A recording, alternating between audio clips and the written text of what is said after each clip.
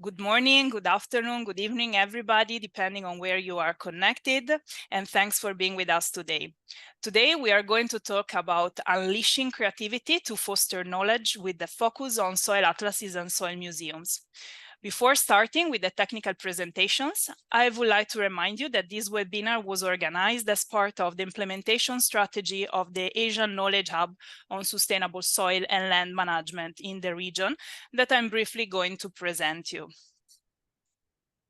You should be able to see my screen.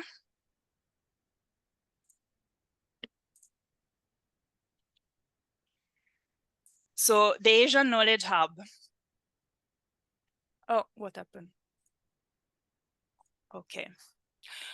The hub was established under the framework of the FAO Regional Office for Asia and the Pacific, with objectives to facilitate the exchange of knowledge and experiences on sustainable soil and land management in the Asian region, to enhance the capacity of individuals and organizations in implementing sustainable soil and land management practices, to facilitate the identification of knowledge and technology gaps that can boost research and development activities, to encourage the adoption of proven methods while inspiring innovation in sustainable soil and land management, and not last, to support project formulation and implementation activities. The hub at present reports and describes countries' original engagements to assess, monitor, preserve, restore, or enhance soil health over time, as well as United Nations contribution to the topics in the form of equipment, online applications, certification systems, training systems, awareness raising systems, and much more. All information were compiled using a participatory approach that involved different stakeholders.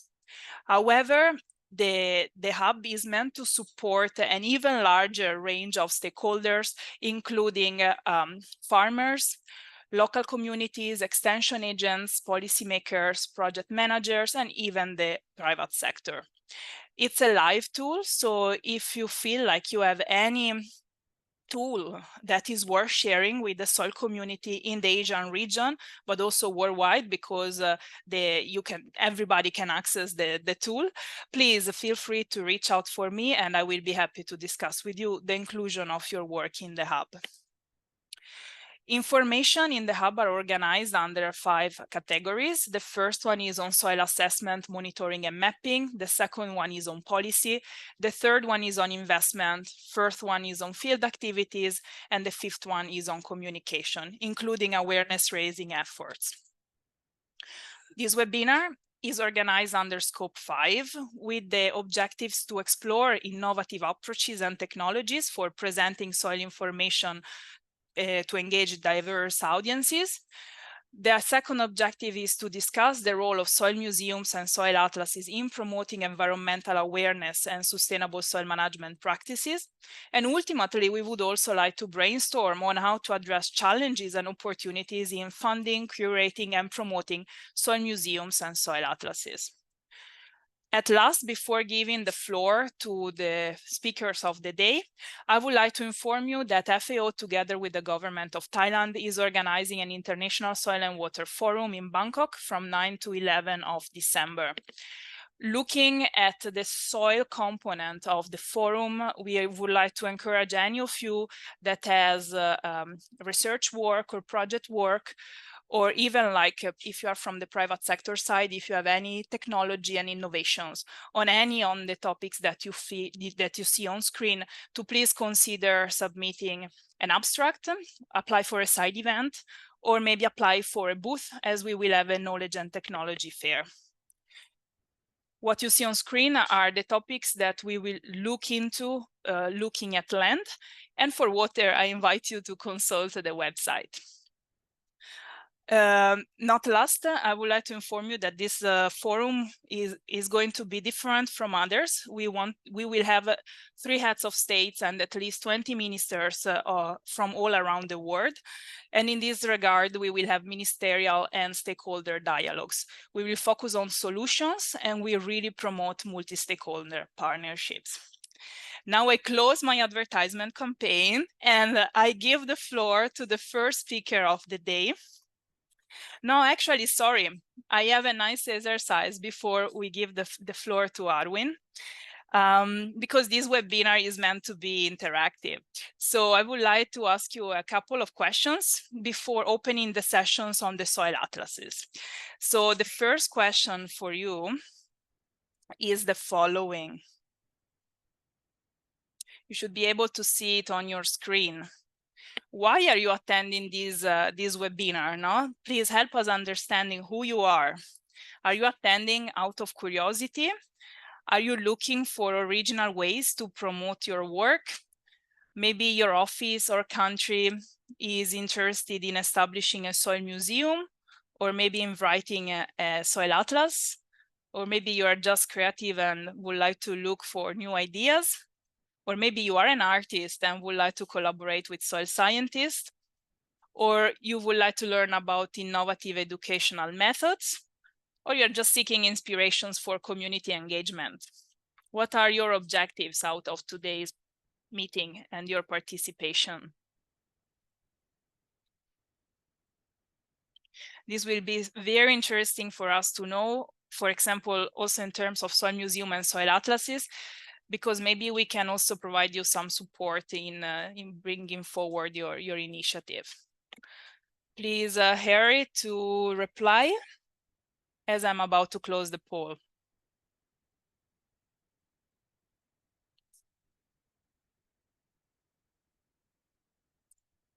Okay, very interesting replies. And it's nice to see that the majority of you are actually interested in establishing a soil museum or in writing a soil atlas. And we also have a good response to the other questions to the other answers, well, options in the list. Thank you very much. Now, with this in mind, let me ask you two questions in relation to the first. Wait, why I cannot do it?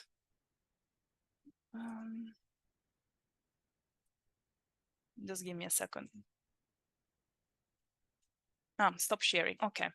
Let me ask you other two questions in relation to the first section of this webinar, the topic of the first section, that is soil atlases. Is there any soil atlas available for your country? Yes, no, or you don't know?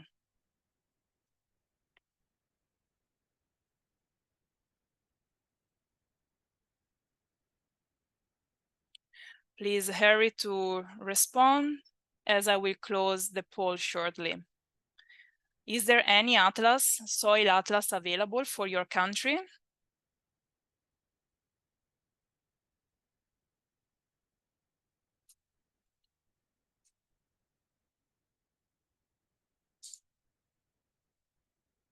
Okay, the majority of you said that they have a soil atlas in the country.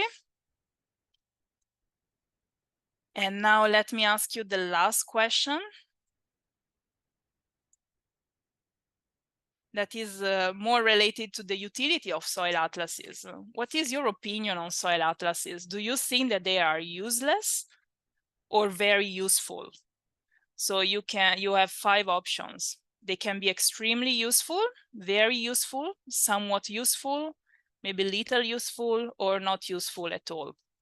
You can report, of course, based on your expectations out of maybe having a soil atlas in your country, or for the region, or for the world, or maybe also based on your experience. If you already have a soil atlas, how did they prove to be? Useful or not useful? Please hurry to answer, as I'm about to close the poll.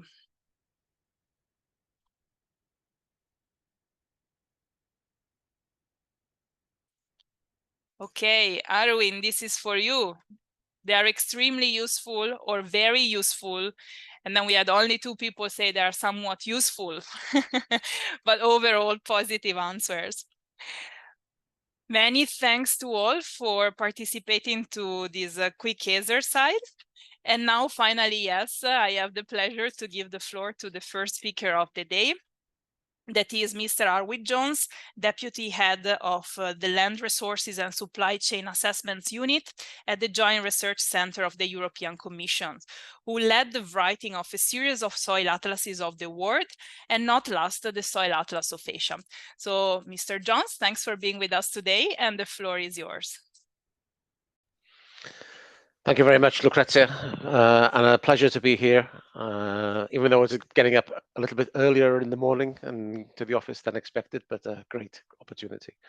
If we can just confirm that you can hear me properly and see my screen, then I'll start. Yeah, we hear you properly and we can see your screen. Great, thank you. So, indeed, yes, I want to spend a few minutes just explaining to you about the Soil Atlas of Asia and to give you some insights into why we developed this series of atlases, and maybe also some examples of the material that's contained inside. Although I'm speaking on behalf of the European Commission, I also have to thank Lucrezia and also the team in FAO who helped put together this quite impressive piece of work. Well, so one of the main reasons that we produce these atlases is that very often, and as you probably are fully aware, there's often a lack of recognition for the importance of soils in our daily lives, and people talk about sort of natural resources or precious resources, and very often they think about the sort of the crops that are farmed for agriculture, maybe some hardwoods in timbers, or even the more mineral resources that are extracted from the ground. But actually, in let's say our perspective, our lives depend on having healthy soils, and we would argue, well, we are arguing that actually there's maybe insufficient focus on what is actually our most important natural resource, and that's soils.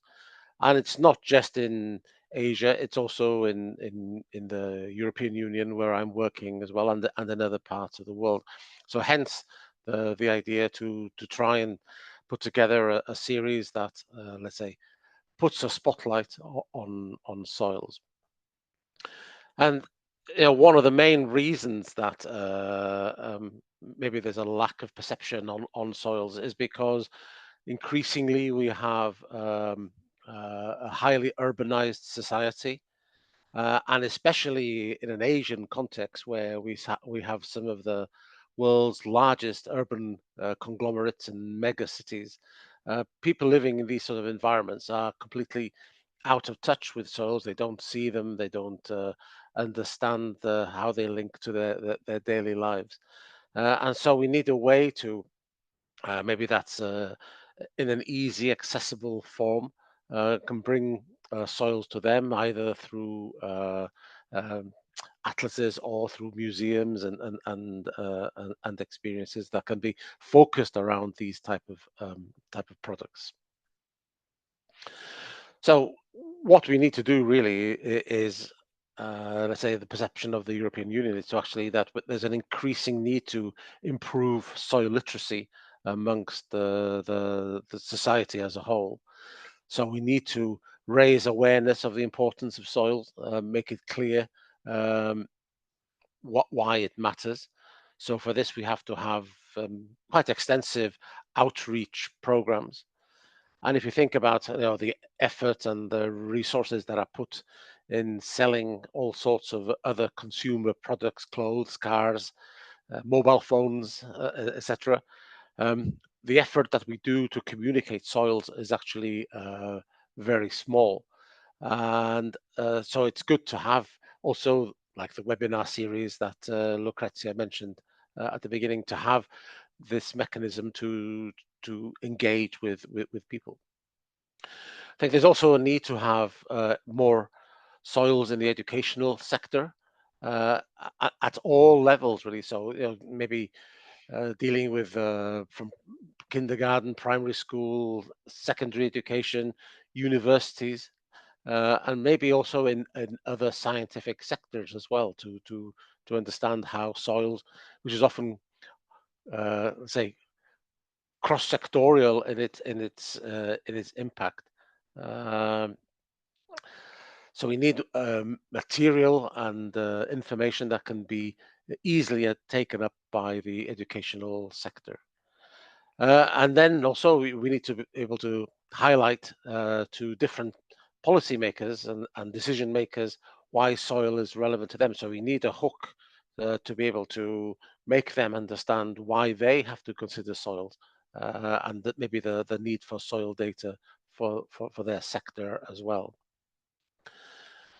There's also the need for increased capacity building so that the people who have the opportunity to affect soil condition or soil health um, understand how they can improve soil health, but also how to reduce maybe the degradational pressures that are on it. So in a way, it's like education, but maybe in a different form. But you need, therefore, material to address these aspects. So actually, almost 20 years ago, well, more than 20 years ago, we started working on our very first atlas, which was covering the Europe at the time. We did this as a way of highlighting soils at the beginning of an attempt to have soil protection legislation for the European Union. That didn't work out, but at least we created, let's say, a sort of momentum in terms of awareness raising, because out of this political strategy, one of the pillars that was decided was to have increased soil communication and soil awareness. And so the atlas basically and additional product that's were derived from it were used very much as a communication tool to highlight the need for soil protection, and also to put a spotlight on the diversity of soils as well, because we look at other environmental media. Air and water is pretty much similar wherever you are in the world, but actually soils reflect, let's say, have a strong regional or continental perspective to them, and how they are used and the pressures on them reflect that geographical focus. So over the last 20 years, we've tried to address soils in different parts of the world. We followed Europe up with one on the Arctic to highlight the issues related to permafrost affected soils. We then looked at soil biodiversity. We didn't have many maps in this, but what maps we had were sort of maybe groundbreaking at the time. But we also wanted to highlight the lack of, let's say, harmonized data on soil biodiversity in a European context. We then had a big effort to address the soils of Africa, and that more or less at the same time also the soils of Latin America and the Caribbean.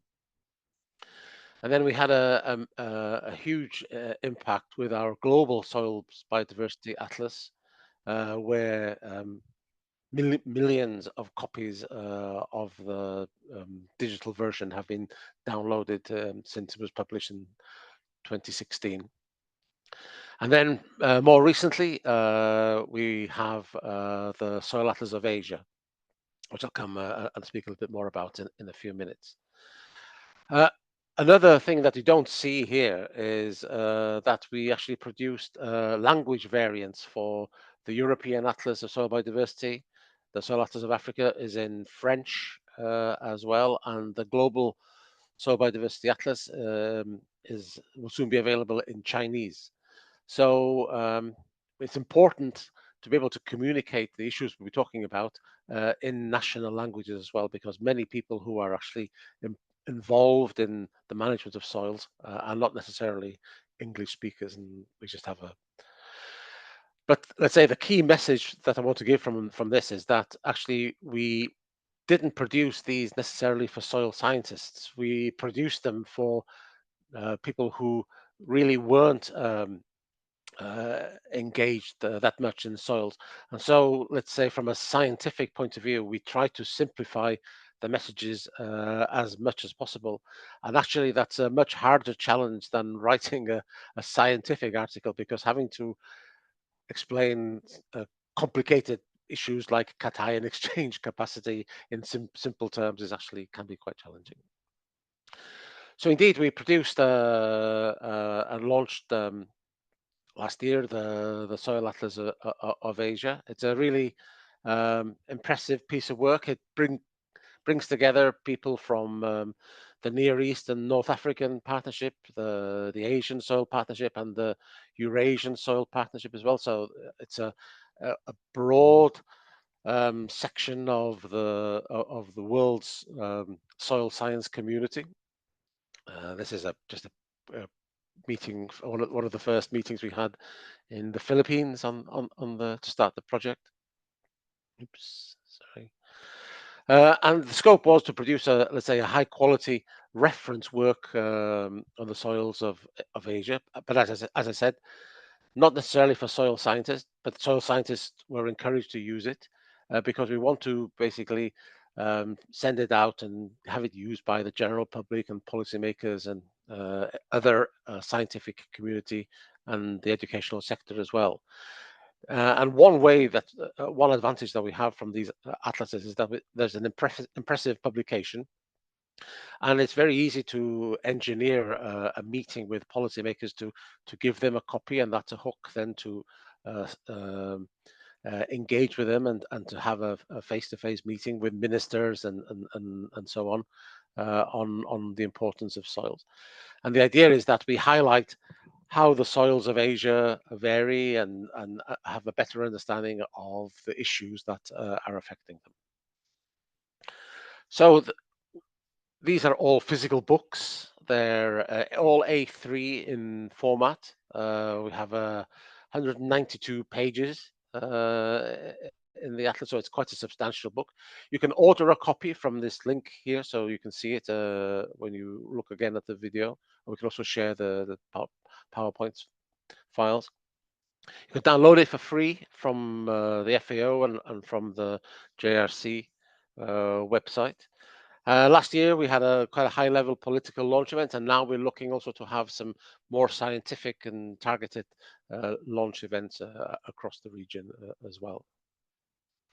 One of the things that came out of the atlas is that we have a new soil map for Asia. So we use the harmonized world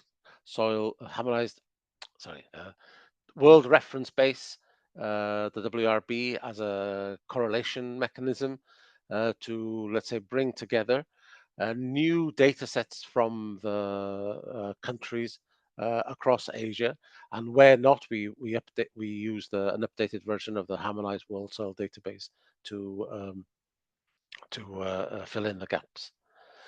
There's a lot of detail in here, just to give you some examples of what the sort of map spreads look like.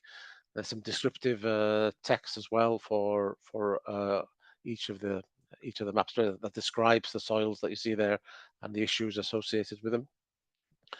We also produce some nice derived products. This is a section from FAO's global soil organic carbon datasets, but there are also other let's say, Asia-specific data sets on soil characteristics and environmental parameters that we will increasingly now put online to support its use. But it's more than just maps. Let's say we have let's say like a sort of a mini encyclopedia on soils. We describe why soils are important, but and always all from an Asian context, of course, in terms of ecosystem services that they support. We describe, let's say, the soil forming factors and the soil forming processes from an Asian experience, and we have some very nice photographs, diagrams, and supportive texts in here. We also explain how the classification of soils works from Asia and where they're sort of distributed. And then we also have a sort of a SWOT analysis, the strengths, weaknesses, opportunities, and threats to the soils of Africa, and then we try to highlight the key pressures and what people can do to alleviate those pressures, and also some national perspectives to reflect basically how what is driving let's say pressures on soils in each country. So I think the added benefit for making an atlas is that you bring people together with a common aim. We developed a very nice network. We had quite often almost 50 or 60 people in meetings, mostly early morning in my case, to talk about the material. We also highlighted new data. So as I said, countries were producing new soil maps, which we could bring together and maybe distribute to that information to a broader community, but also new knowledge. We tried to pick up with fact boxes on new developments in soils and new understandings, maybe in terms of soil science and why they were important. And also we're looking now to develop some spin-off products that we can use also to increase the impact and dissemination. And these are basically come down to, again, I think translations would be very I think important to have the atlas in other language formats. We're producing a poster quite similar to the one that's sort of behind my back, and we'll try to get that out maybe by the end of the year. And also looking at maybe developing some regional perspectives to help the different soil partnerships. With that, I'll stop. I think I'm sort of coming to sort of 15 minutes or so. But if you have any questions or if you want any further information, you can always send me an email. But I'm around for the next hour or so to answer any questions that you have. Thank you very much. Many thanks, Arwin. Let me see if there is any burning question from participants. Anyone that would like to raise their hand and take the floor live to ask a question to Arwin? Otherwise, you can use anytime the Q&A box down that you see at the bottom of your screen. And anyway, we will have time to discuss with all the panelists in the interactive session that is going to happen in about half an hour. Okay, I don't see any hand up, but please, Arwin, keep an eye on the Q&A just in case. So let me give the floor to the next speaker, that is Mr. Waqar Ahmad from the Conservation and Ecosystem Management section of the University of Queensland in Australia, that will introduce us to the Soil Fertility Atlas of Pakistan. Indeed, Waqar is currently in Australia, but is from Pakistan, and he really contributed to the preparation of this atlas. So Waqar, the floor is yours, please. Thank you very much, Lucrezia. Can you hear me? Yes. Okay, thank you. There are some glitches in terms of the video, so unfortunately I won't be turning on my video or camera, but I can share my screen. So just a minute, let me. Okay, all right.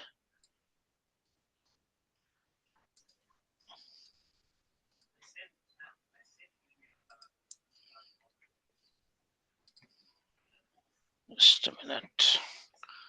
I think system is not supporting this zoom in here. This is the only reason. Okay. We can see your screen, but not the presentation. Yep, just a minute. Let me try. Otherwise, maybe I would request you to just share your screen because I have emailed you my presentation as well. Just give me a second. Okay, so that's the slide. Oh, not this one.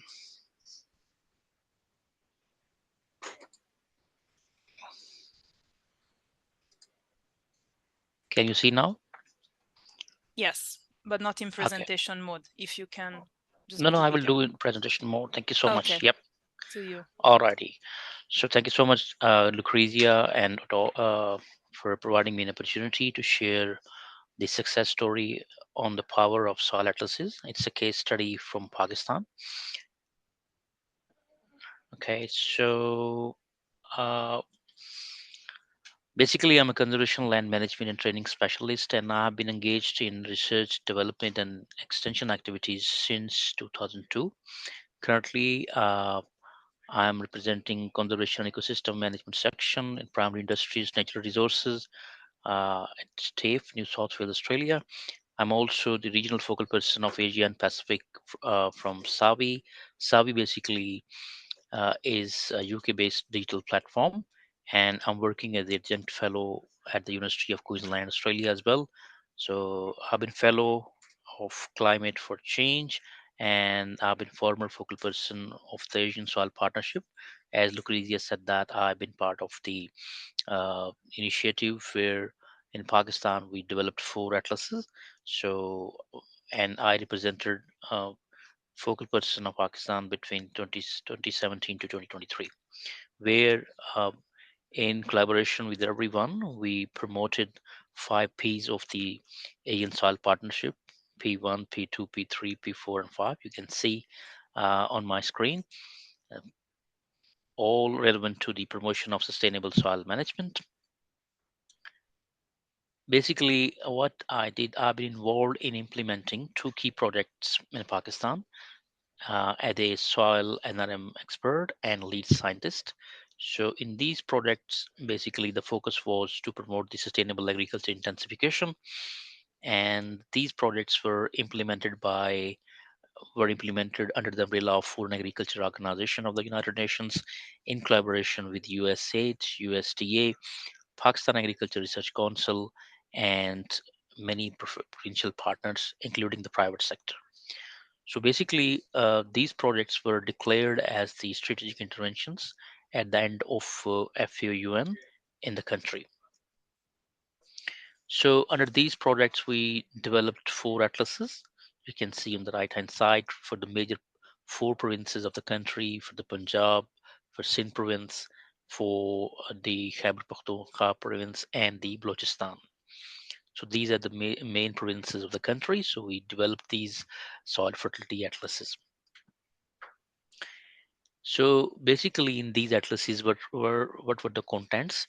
So these atlases provide a comprehensive account of the soil fertility status, uh, information on the classification of different soils, their dominant soil series, and parent material was included. We did include the information on the native pest management practices and the fertilizer trends and respective yields at farm level were also reported in these atlases. So we were able to provide the information to the farming community and all the researchers and extension workers on the location of different soil and water testing laboratories in the country. And we were able to provide them how to connect with the lab representatives for the analysis of soil and water.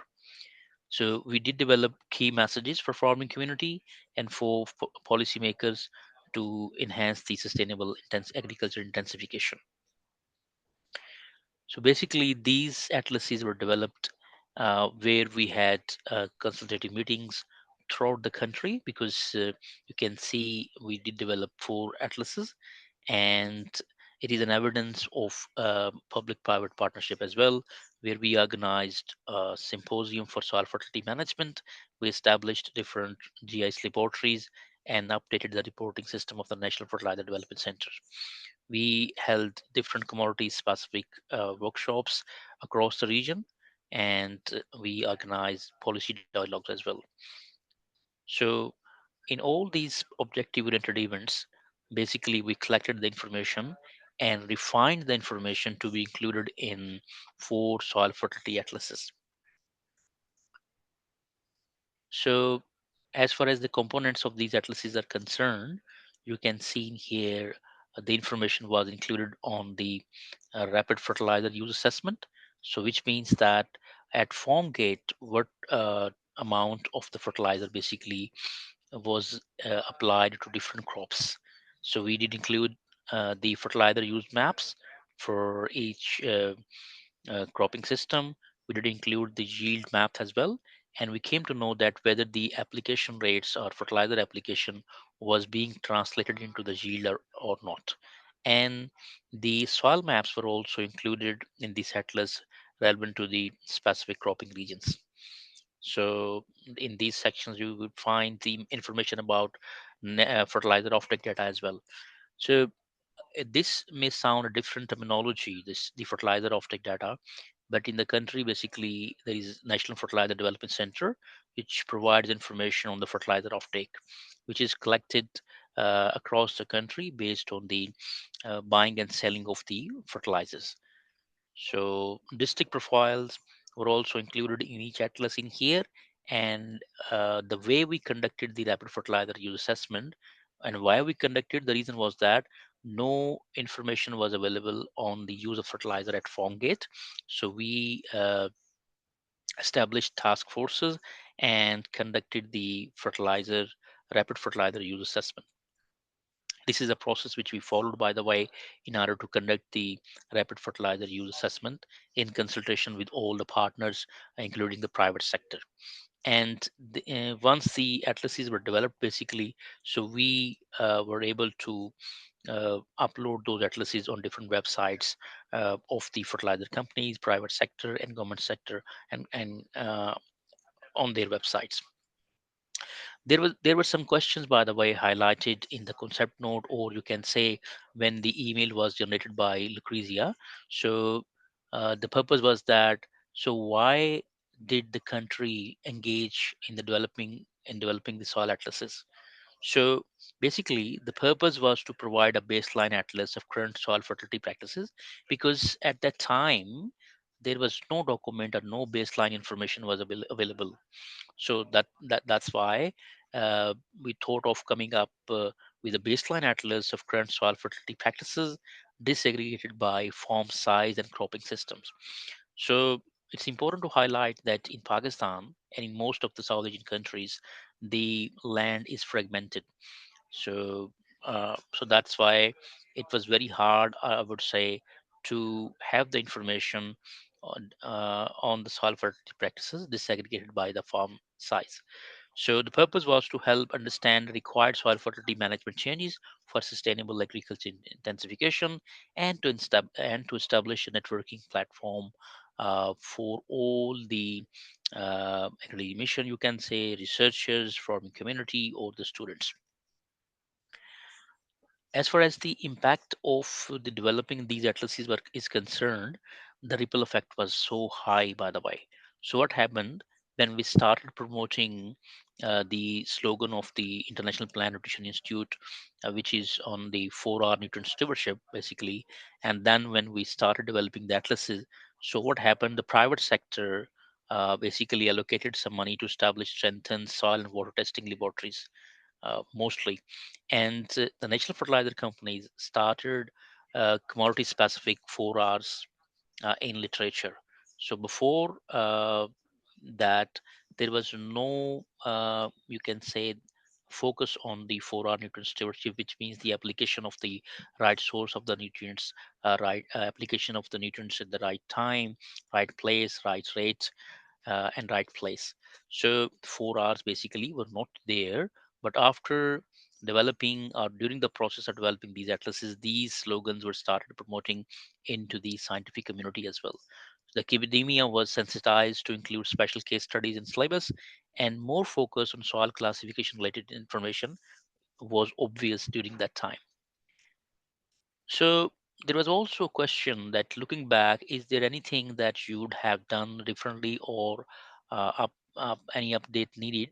So what I populated a few points in here. You can see. So I would have included more farmers to investigate fertilizer use at farm gate. Definitely, that was a short time when we were asked to complete this particular project, where we were supposed to develop four soil fertility atlases there. So the sample size, or the farming community interviewed specifically for each cropping region, was not too good, I would say. And then uh, with the passage of time, we realized that we should have engaged some students, researchers, and all interested parties. We should have offered them the internship as well. So, and number three, you can see on screen, to help achieve the common goal of food security for all, through sustainable agriculture intensification. Still, there was an opportunity to develop soil atlases for 3 autonomous regions. So that needs to be done as well. And uh, perhaps I think after completing these projects and developing the soil fertility atlases, so we found that perhaps we should involve the Higher Education Commission and the Planning Commission for a roadmap and to develop curriculum as well around the findings of these atlases. So we should have included the demonstration sites as well. So developed by the local farmers, you can say, or progressive growers to demonstrate benefits of the best practices. And at this stage, the maps included in all atlases are static. So we should have promoted the interactive maps or included interactive maps in these atlases.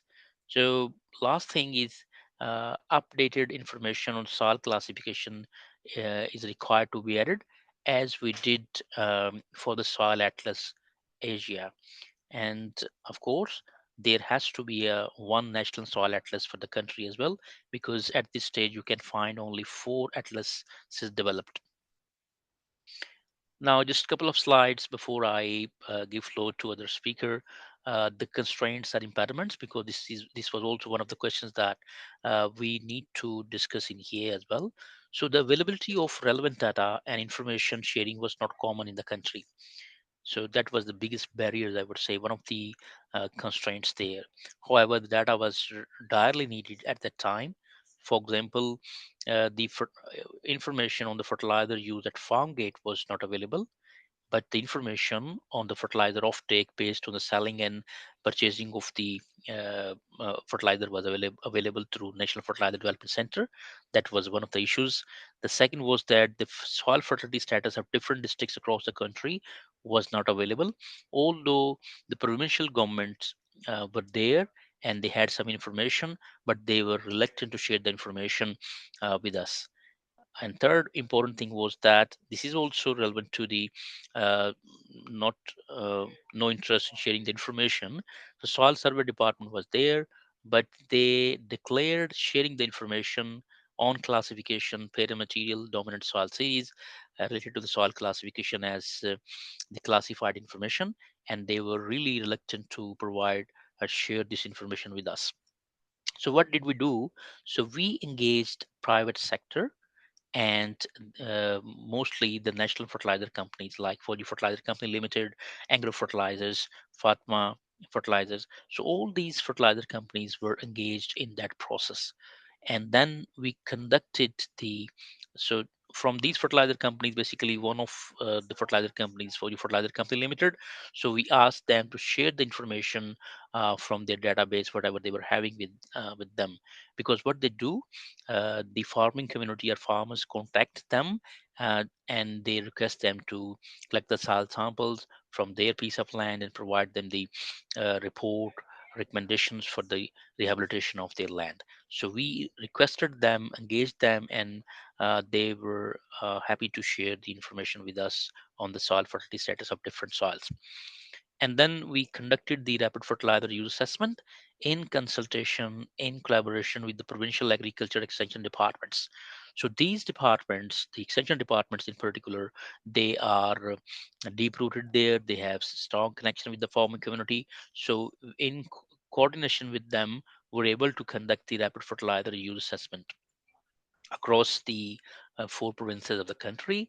And when the information was not available from the soil survey departments, so we reviewed the already published information and also engaged the veterans from the soil survey department to finalize the information, and then we were able to include the information for each district of the province there.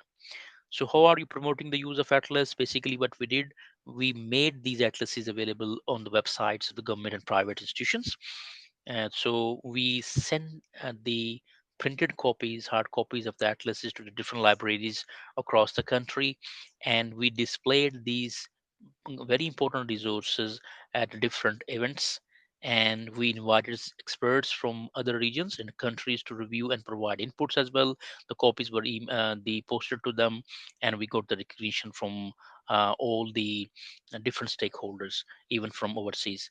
So awareness raising for youth basically was also done, and young scientists and students were also involved in order to promote the use of the soil atlas. And it's an ongoing process. We cannot stop this one. You can see these atlases for the country, for all the 4 provinces, were made available. This is the one of the fertilizer company. When you click on this particular website, it will take you to the soil atlas. And in here, before I move further, I would like to acknowledge the Provincial Research Extension Information Wings. I would like to acknowledge the farming community, farmer associations of the country. I would like to acknowledge the Country Office Food and Agriculture Organization of the United Nations in Pakistan and Rome. And especially, I would like to to say thank you to Eugene Nino, because he was one of the technical officers for the project. And Ronald was also he happily agreed to review the contents at Rome at the time he was there, and he really helped us to review the developed atlases. So all the government departments, including Pakistan Agriculture Research Council and United States Department of Agriculture, the funding was from the USDA, and there were some experts involved in the process of developing the atlas from USAID as well. So all the representatives of the national companies, fertilizer companies, and I really acknowledge their contribution. They really helped us and supported this particular initiative where we were able to develop the atlases. You can see in here on in here you can see that the dominant soil series information, soil classification, and their areas of occurrence was included for each district or from each province, you can say. And the information on soil taxonomy, FAO World Soil Map, relevant to the classification was included in here, but it needs to be updated. You can see, as Arvind was saying, so WRB based information we updated for the soil uh, Atlas Asia, so that part needs to be done in here as well. And at this stage, the maps are static, not the interactive. So we need to take this to the next level. And here you go. If you let's make the interactive atlases and databases to simplify complex data. And if you have any questions, you can touch base with me. You can drop an email to me, and I will be happy to respond to your particular query. Thank you so much for your attention, guys. And I leave the floor and hand this over to Lucrezia. Thanks to you, Vakar. It was a super presentation, very informative, and also many thanks for already answering the questions that I would like to ask in the interactive session. We can still see your screen. If you can please stop the screen sharing. Yes, just a minute. Okay. And with your intervention, we finished the first set of presentation on soil museums, and I think we are ready to open the interactive session.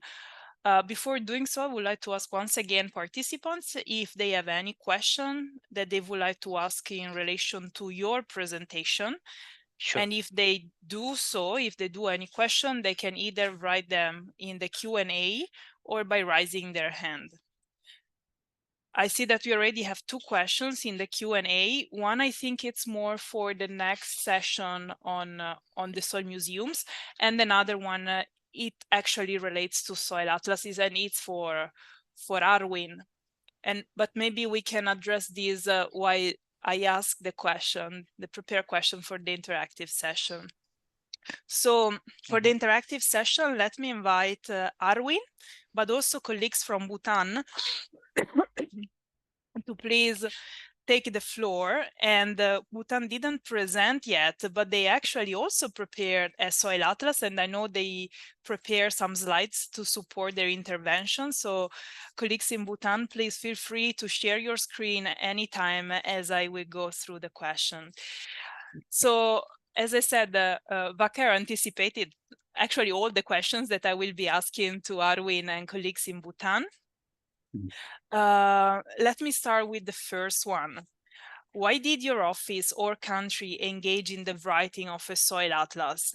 And did this work meet your expectations also in terms of impacts? Arwin, you want to start?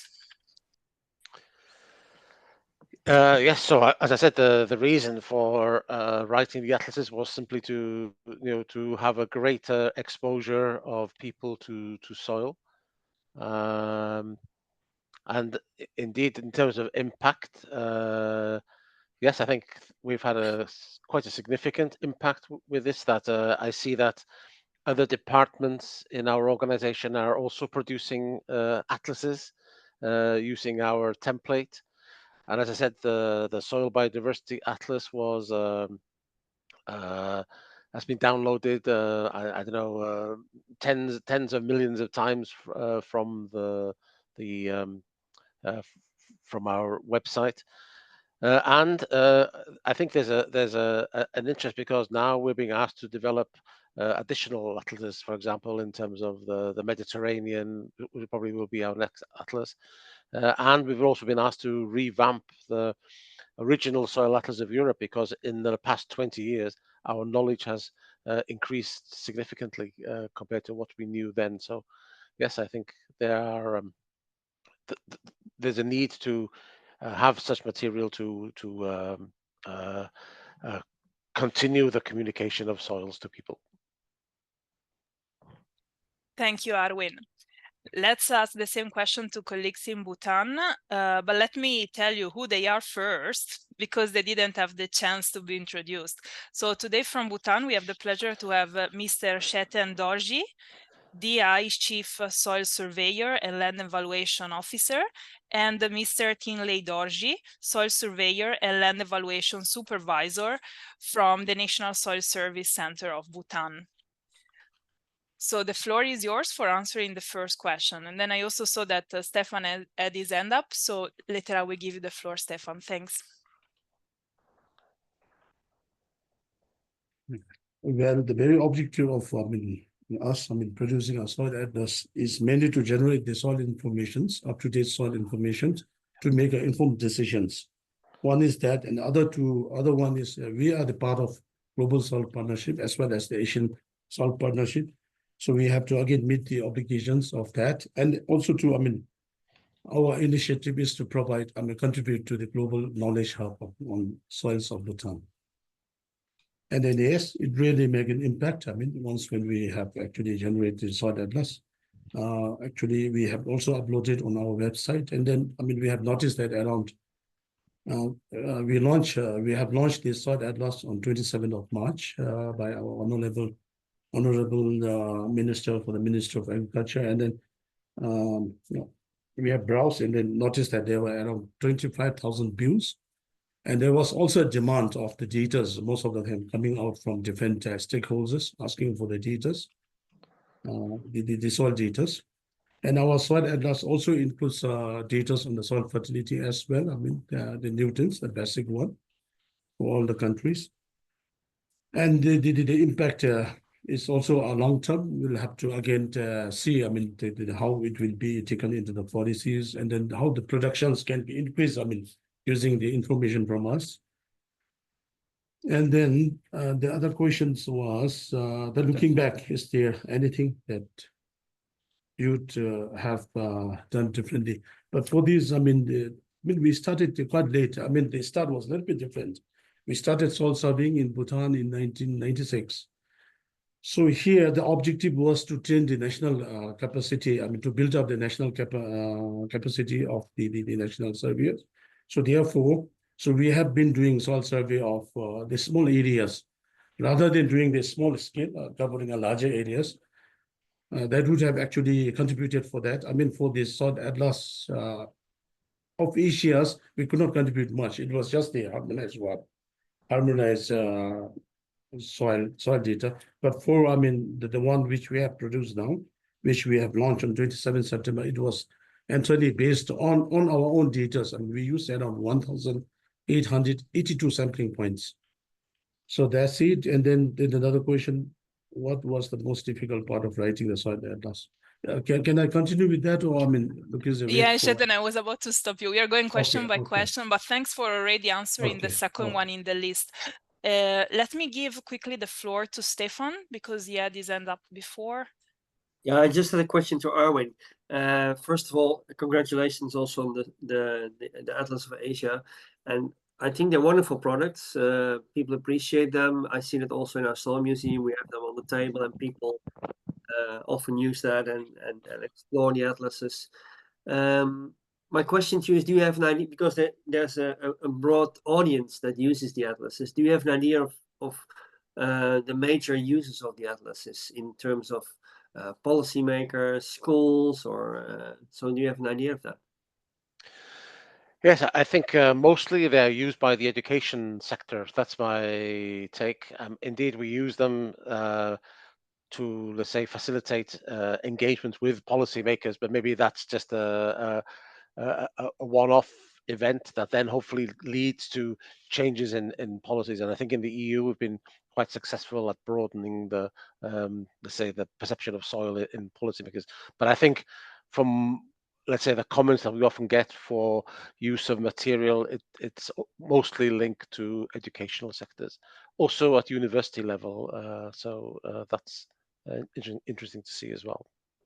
Yeah, thank you. Arwin, looking back, what would you have done differently? Is there anything?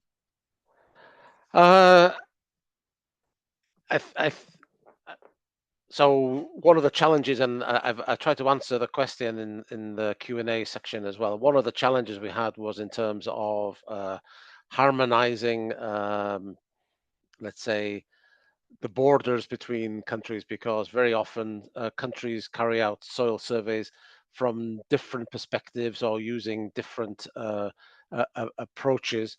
And so very often you get striking, let's say, soil patterns at the borders of countries. And while we carried out, let's say, an awful lot of effort in harmonizing as much as we could, I think probably it would have been nice to do a bit more effort on this and to have maybe a more uniform appearance to the soil maps, because some countries are very, very detailed. And okay, we try to granulize it a little bit, but others you can see that the data available is only a very small scale. So yes, something like that I think would have been nice to have done a bit more. Thank you, Arwin. We have a hands up, so let me give the floor to Dr. Vijay Khan Singh, that is actually asking a lot of questions in the Q&A and chat. So, Dr. Vijay, you should be able to talk. Please try to unmute yourself.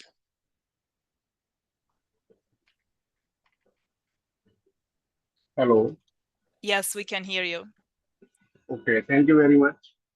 My question is that is FAO are funding for establishing different soil museum or developing soil atlas in any country, or in case of India, like I'm from the India, in Punjab.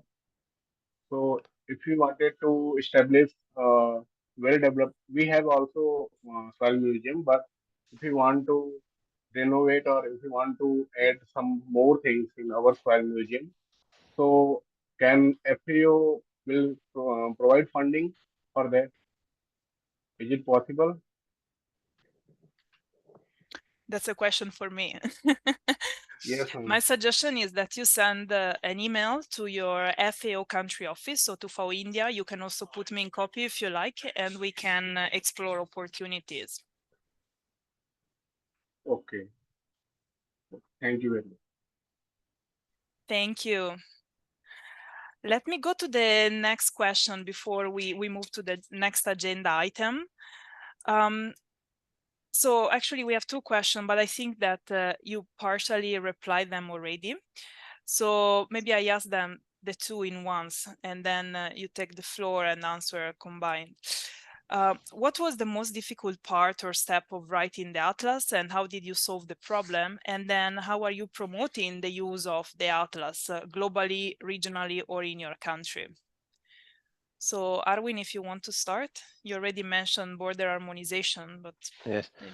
Well, I mean, as I said, one of the greatest challenges in the writing is having to condense material. People are very generous in the amount of material that they offer, and we have a limited space in the atlas. So condensing the text so that it still has meaning and carries information, and also to, let's say, remove some complicated science and to rework the text so that it's understandable by non-scientists. So that's the biggest challenge.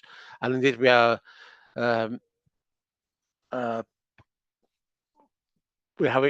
we've made some issues to promote the Atlas in Asia and also in the EU, but we're also looking now at some forthcoming high-level events between the EU and Asia.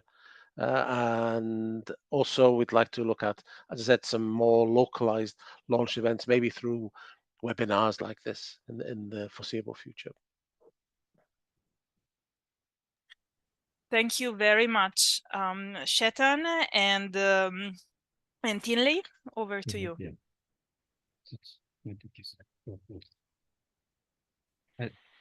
First of all, I would like to thank Lucrezia for providing this opportunity, and we'll directly go to the question. One of the main challenges we faced during the development of Soil Atlas was in data collection, because our country is mountainous and the terrain, because of the terrain, we couldn't go over all the places to collect soil data. So we have collected the data from only the cultivated areas of Bhutan, and that's why it is giving us challenges in providing a precise and precise and detailed soil information in the Atlas. And the second challenges we faced was limited human resource and financial resources. However, this was overcame when the AFASI project funded us to map the soils of Bhutan, and then the technical support from Global Soil Partnership of the FAO has also supported us in providing coming up with detailed soil maps using digital soil mapping techniques. And then the last challenges we faced, limited technical know-how on designing soil atlas and graphic in terms of graphic design, and then the software part component of designing. And then for the next question, I would like to provide the floor to Mr. Chetan. Thank you.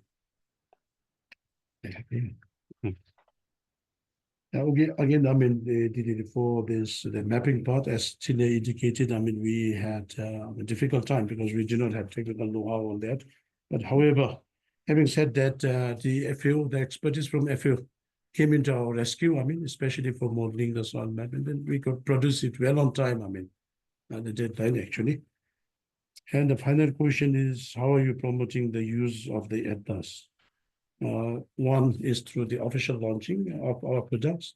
As I have mentioned in my earlier conversation, on 27th of March, we, I mean, actually launched this one. I mean, we had our minister, secretary, directors, and other colleagues, I mean, relevant colleagues, I mean, here while launching this. And that's where, I mean, we could actually create awareness of the use of Atlas and how we had generated. Another one, we also held a lot of seminars wherein we actually called in targeted groups, whereby we sensitize on the use of the Atlas. And finally, we have also, uploaded this one on our website online, and where I have already, mentioned to you, there was, the moment we have launched this, we had around 25,000 views on that. So that's it basically. And also, we have actually tried to share the information to others through social media platform as well. And then about the future plans, we have a plans to produce interactive soil atlas through development of a dashboard.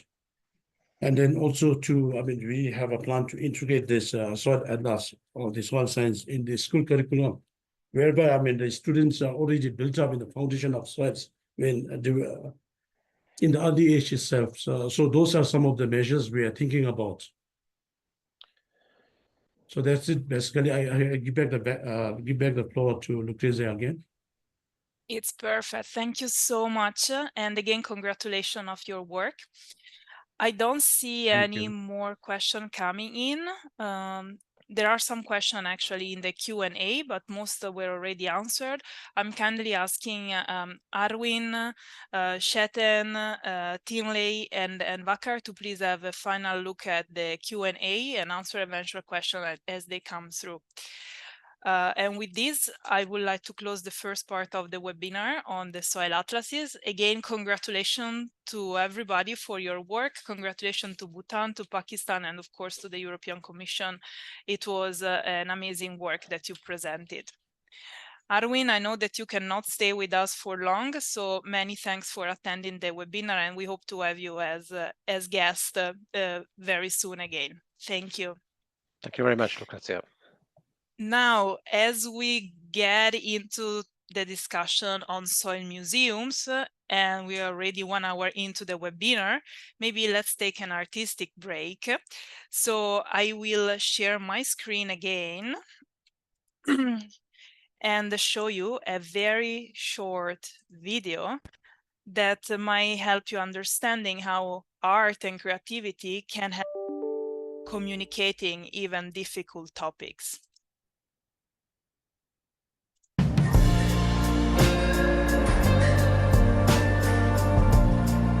We don't see the video, Lucrezia.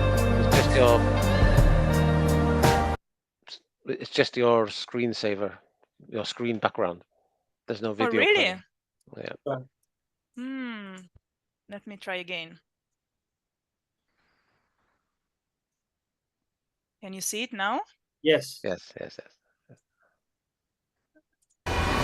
And can you hear? Yes. Yes. Okay.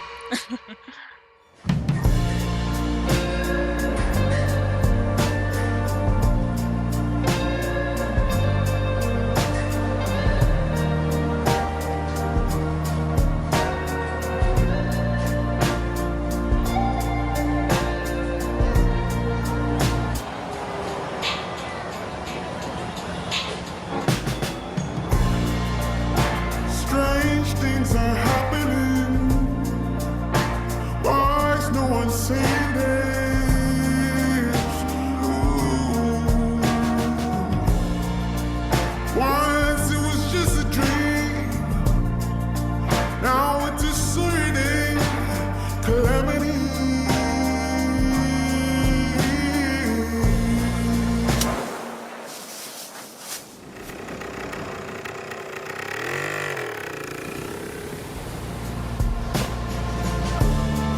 I don't know why it's just maddening to see the walls start crumbling.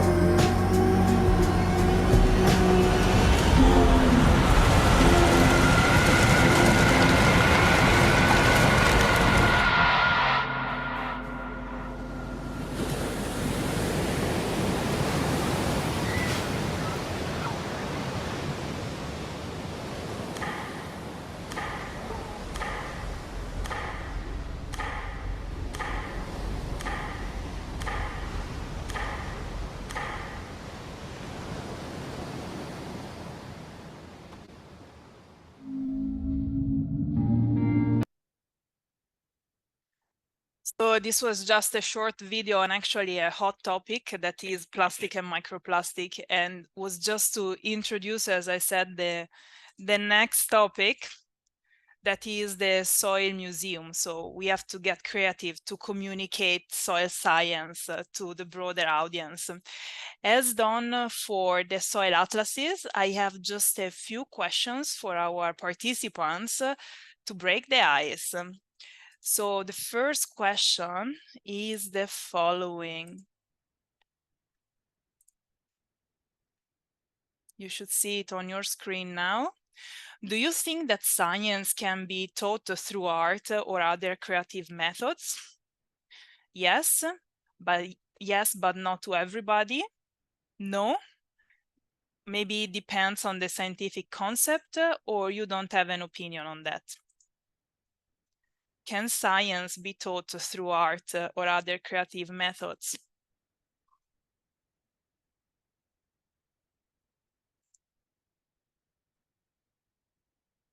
I'm ending the poll shortly.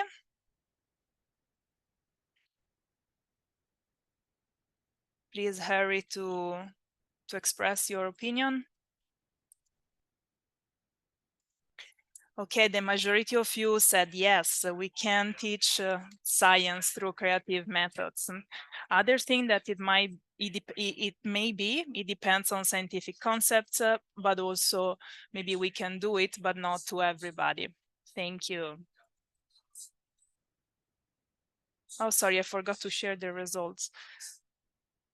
Okay, let me ask you now the next question.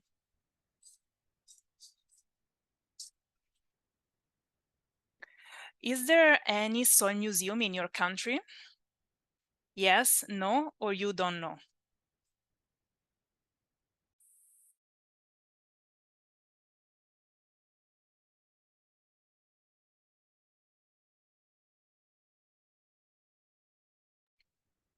Please hurry to express an opinion. I'm about to close the poll.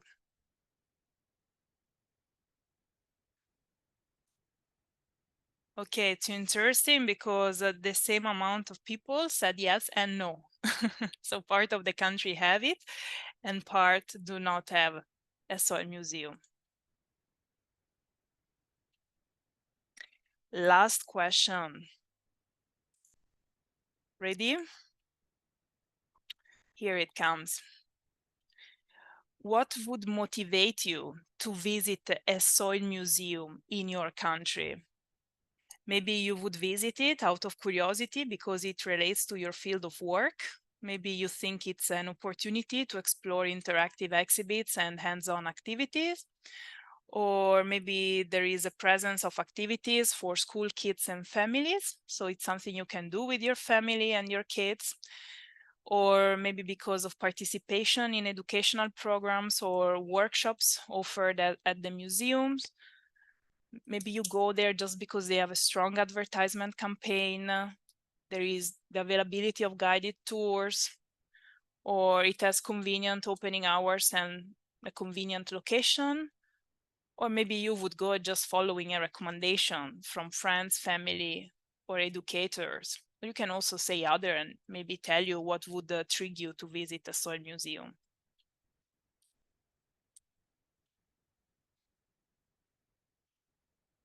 Please hurry to express an opinion. I'm about to close the poll. What would motivate you to visit a soil museum in your country? Or even maybe if you're traveling, you're on vacation.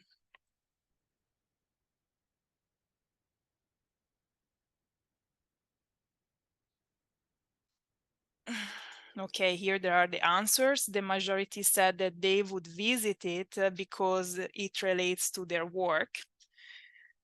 Second, we have it's an opportunity to explore interactive exhibits and hands-on activities. Then we have the participation in educational programs or workshops offered at the museums. And last, maybe it has convenient opening hours and location. And one person also said others. So maybe if they feel like sharing, they can tell us more about it in the chat. Thank you very much for participating to this exercise. I'm now stop sharing the results.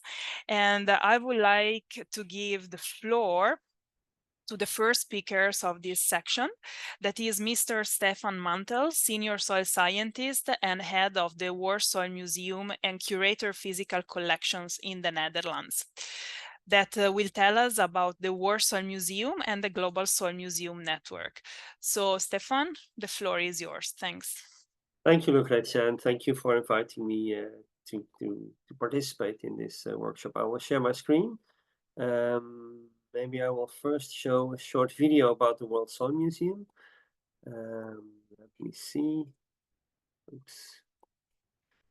Can you see my screen? What do you see? Yes. We see it as you move around.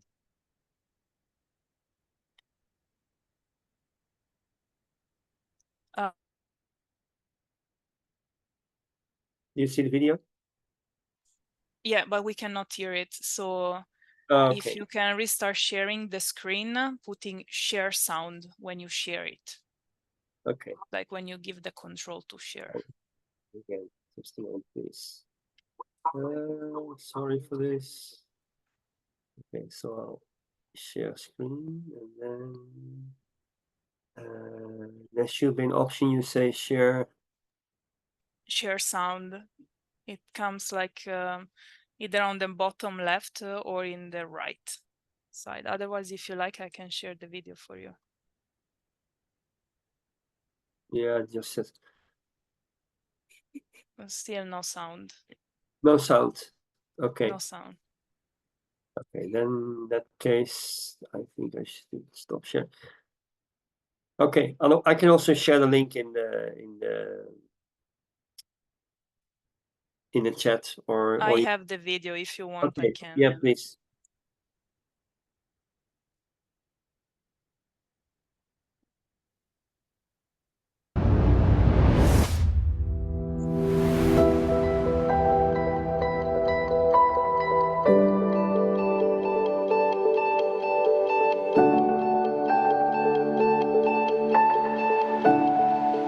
Hi, let me introduce the World Soil Museum to you, where fascinating stories are told of different soils around the planet, from the volcanic ash soils from Indonesia to the black soils of the Russian steppes.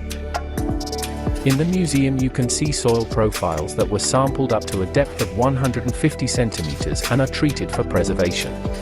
Such preserved soil profiles are called soil monoliths. The 80 soil monoliths on display represent major soil groups in the world and the variation of soils within those groups.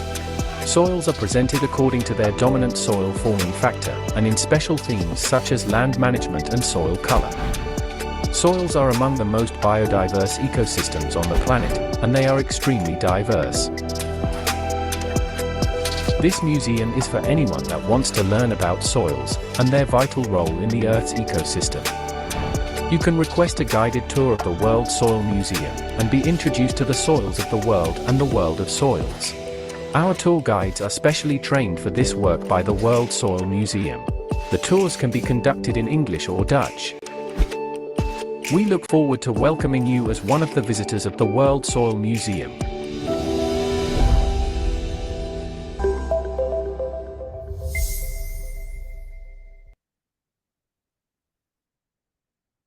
Thank you, Lucretia, for helping me out. I will now share my screen for the presentation.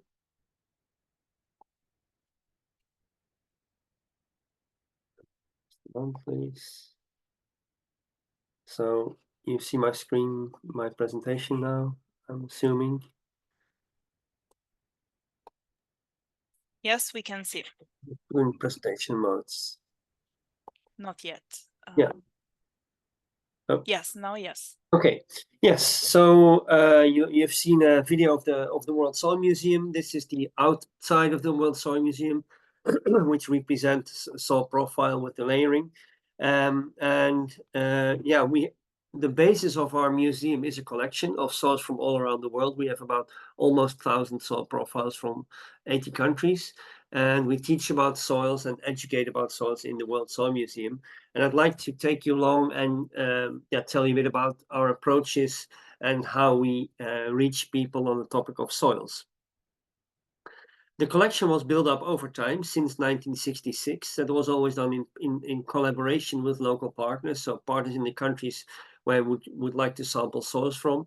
And often in that collaboration, we established a local collection as well, and collaborated on establishing a collection, a national reference collection, and also how to use that for education or exposition. And several soil museums were created as a result of this collaboration. There are several soil museums around the world, as I said, some of which spring off from the collaboration of establishing our collection, but there are also very old museums like in Russia and other countries. We made a study some years ago of which countries have a soil museum, and there are 38 soil museums. We counted 38 soil museums in the world. which seems a lot, but it's actually very, very minor if you consider the importance of the topic. There are, of course, also expositions and collections that are accessible. But yeah, we like to have people more aware of soils and know the importance of soils. But if you go to a museum or a natural history museum, very rarely you can read or be exposed to the topic of soil. And also in the curricula of schools, there's little about soils, sometimes about geology or agriculture, but very rarely something about soils. And I think that needs to be changed if we want people to have a connection to soil and establish a connection to soil and also be responsible and feel connected to the topic of soils. We also need to educate people from a very young age and discuss soils in the classroom. As I said, we developed our collection in collaboration with national partners that often develop their own collection, but we continue to develop our soil museum also in the digital spheres. We have a digital soil museum. You can walk through our museum with a Google tour. We have digitized our collection, which is accessible online. But we also want other museums and exposition holders to make that next step. And also we would like to have more exchange on methodologies, educational methodologies and other protocols that people use and exchange experiences and ideas. And therefore we developed the idea of a global soil museum network that is established and is in development. And we've already had several activities together, sorry, where we presented some of the museums on World Soil Day in an online event. And we hope to continue with this activity and expand it. Now, as soil scientists, we know what to do in the field. We study soils, we dig pits, we look at the soil together, we describe many properties, we sample the soil, then we close the pit, and that's it. And then ultimately we write papers or reports or produce maps. But for people that, for the general public, they are not aware of this depth dimension of soil in many cases. And they're not so aware that soils are variable with depth and that those properties are associated with important functions that also affect our daily lives. So how do people know that? Also that soils are variable over landscapes, even within agricultural fields, and that variability has importance, and also there's a systematic behind that. And so that needs to be taught. And our question is to ourselves is, we often are concerned with how do we get young children in museums and look at art. But in our case, we are more worried about how can we get children to look at soil and be involved on the topic of soil. So that's why we have museums, and we would like to have soil more in museums, but also have soil museums. And I'd like to tell you a bit about museum and the approach of connecting people with soils through storytelling, and also the art science interface in communicating and engaging people with the topic of soil. Now, you've seen already the introduction video of the World Soil Museum. That's where we educate and advocate about soils. Our core groups are higher education students, which come to the museum to study soils and do practicals. But we also broaden the user groups, and we especially target the youth. We do that also by having more presence online. So, for instance, I got a request from a school in Vietnam that did a topic on landscapes and geology and also soils, and they requested a tour, a distant tour through the World Soil Museum. And I've done that for several years with them, which is a fun activity. They have a big screen in the classroom and a computer in the front, and first I give them a tour with a camera that I can turn so they can see the profiles, and I tell some stories, and then they come forward to ask questions. And this has repeated in other countries and different levels of ages and backgrounds for Asia, in South America, in US, and also in Europe. So that's also a service that we offer through the museum. So it's not always necessary to come to the museum physically, but also online we have services, and try to connect with groups to discuss soils. The digital resources are important to have a presence online and offsite. What we produced online is also relevant for the visitors in the museum. You see that on the right, the digital map table, so where people can explore the spatial extent of soils and the collection. So the broader collection, not just what is on the wall in the museum. So what we ever do, digital and online, also has relevance inside the museum, but especially for people that cannot visit the museum. Other ways of getting more people exposed is to engage with special expositions and also with partners. So other museums like the Soil Museum in the Natural History Museum in Madrid, but also other universities or expositions that are being held, and then we borrow out material, or we are part of the writing of the scripts of the exposition, and collaborate in that way, so that people that do not visit our museum still can appreciate the topic of soil and our collection. We also have school programs to engage children with the topic of soil, and that is a fun activity. And it needs a special approach. Of course, you need to make them feel at ease. Often, school children are impressed when they come to the campus or the university and the institute buildings.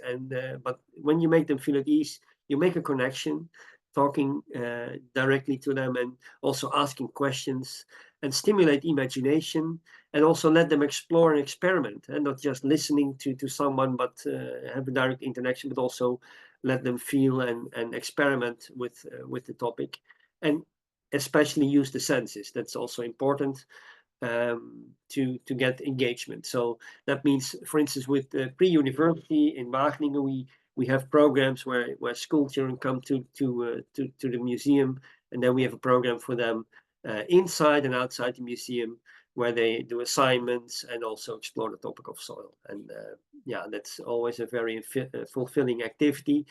And what they like most, in fact, is often do the soil augering, so that they can really explore the soil. We give them a form, an assignment form. They need to check the color, see what animals live in the soil, horizonation, and other things. And that's always a fun activity. We have also the general public engagement, so where, for instance, Science Weekend or Monument Day, and then families come to the museum and explore whatever we have, and we have guides there and things to explore, and that's nice, because you see from the elderly people to the very young engaging on soils. Another way of getting people interested in the soils and also let them experience soils is to have open pits in the field.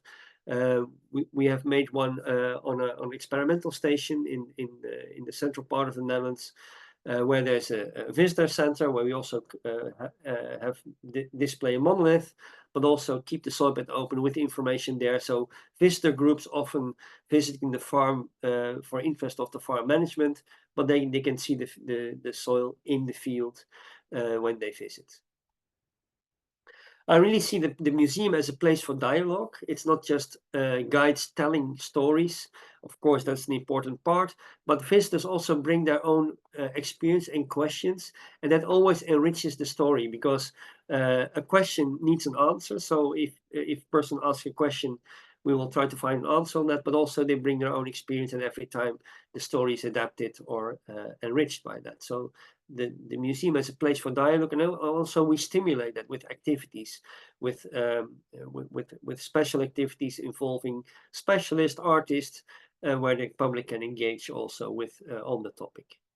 Now, storytelling is an important part of the approach to bridge the gap between people and soils, and storytelling is a way to connect with people and help them see what we see, so that facts that we present are connected in a dramatic line, so that they connect to the perception of the people in the museum, and also it is understood better and remembered longer.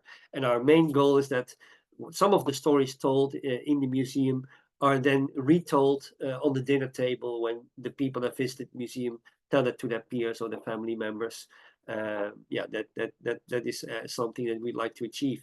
And every soil has a story, is my idea. And In the museum, we get different user groups, so general public or water specialists or policymakers, and then it's quite easy to connect to specific profiles or soils on a topic, like the profile that is shown here. So there's a range of topics that we can connect to. It's a soil from a peat area, so anthropogenic influence, peat excavation, what soil is an archive. So it's easy to adapt the story to the interest of the particular group that is in the museum. And I'd like to give you one example. This is a soil from our museum from Iceland. Iceland is a rather cold country with a lot of volcanic activity. And the soils that are there are often, well, they are all volcanically influenced. You also have peat soils, organic soils, because of the wet conditions and cold conditions. And here we see a layer of volcanic ashes from 3,000 years ago, an eruption from the Hekla volcano, and then peat formed again, and then we see other ash layers in the profile, which are from the Laki volcano. The Laki is a big break in the earth crust of 25 kilometers in length, and it erupted in 1783 for 4 months in a row. And that was a big event for the world, but also especially for Iceland, which disrupted society. We had 10 years of global climate change, lowering of temperatures on Earth, famines because of the cold temperatures and the poor development of crops in India and Egypt, but also in Europe up to the Nile Delta. And there were many victims in Iceland. Half of the livestock died, quarter of the population died because of fluor intoxication. And it had a big impact on the climate. And they say that the Laki eruption was one of the sparks for the French Revolution, because a few years after the Laki eruption, there was a severe famine in France because of this ash deposition on crops, colder temperatures. And of course, people were dissatisfied with the king, big differences in society, also poverty, but then came through this climate change, aggravation of the food situation. So therefore they say that, the Laki was one of the sparks for the French Revolution. So if I make the statement, which I often do in the museum, that soils have to do with almost everything in your life, then this is a good example. So this is the way that we bring soils more closer to people, and it's something that people will remember and be inspired by. We also use the art-science interface, so we invite artists to expose in the museum or have activities in the museum. This is we started with in 2014, where we had Earthwipes from a Dutch artist, Herman de Vries, and we have also had quite extensive activities with Macharu from the Museum of Animal Earth. Macharu collects soil from all over the world, where people put food in the mouth, soil in the mouth to digest for many different reasons. And it's actually a quite common practice around the world. So geophagy, the eating of soil. And we had 400 soil samples in the world from those places where people do put soil in the mouth. And it was really a fun activity.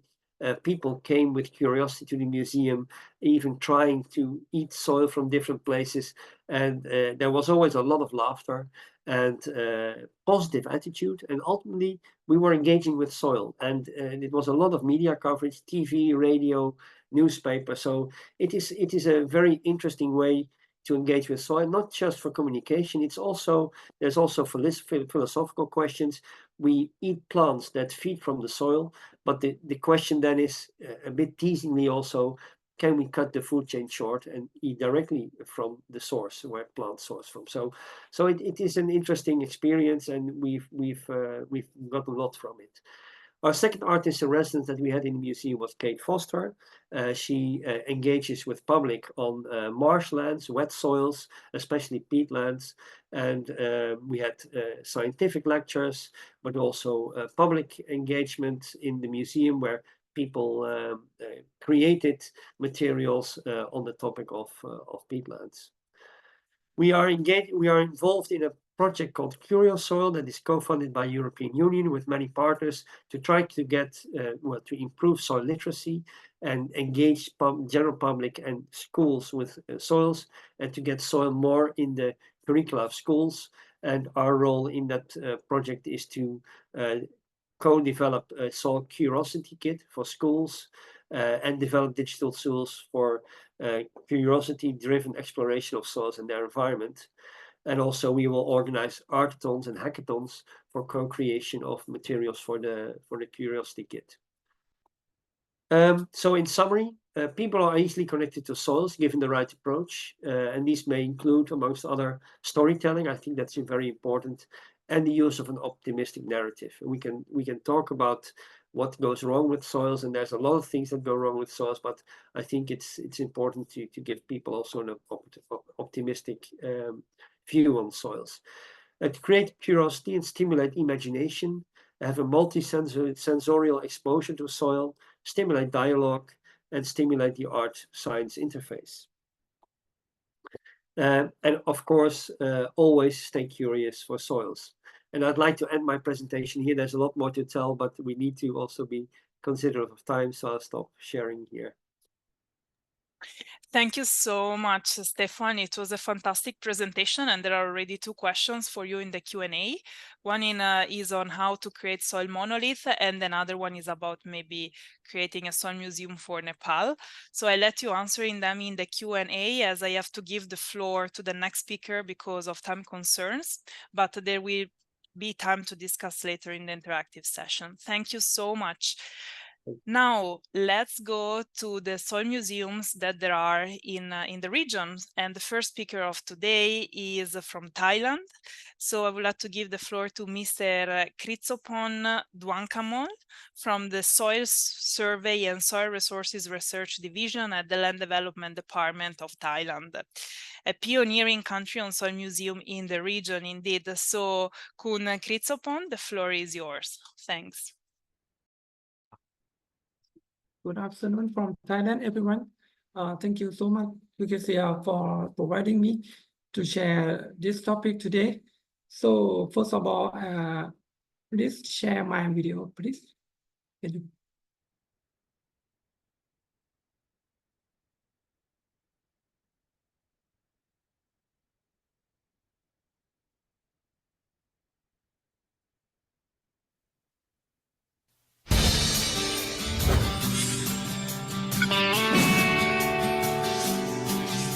Soil Museum of Thailand.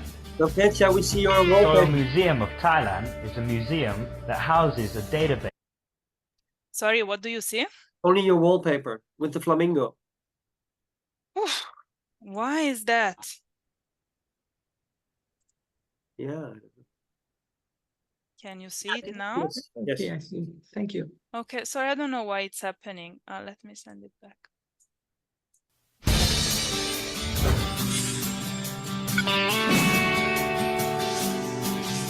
Soil Museum of Thailand. Soil Museum of Thailand is a museum that houses a database of soil resources, soil problems, and soil management practices for sustainable land use in agriculture. Soil Museum was established to be a learning center about soil resources, the importance of soil as a source of food production, and the source of the livelihood factors of humans. The museum shows various soil types in Thailand, soil problems and soil management approaches, including soil amendment practices for sustainable land use in agriculture. From inducing the late King Bhumibol Adulyadej's philosophy to performances. The first soil museum is located at the Land Development Department, the Ministry of Agriculture and Cooperatives. It was built in 2002 and was graciously opened by Her Royal Highness Princess Maha Shakri Sirinthorn on May 23, 2006, whereby she signed her name on a clay plate during the 43rd anniversary of the Land Development Department. It was the first soil museum in Thailand and is one of the most flawless modern soil museums in Asia.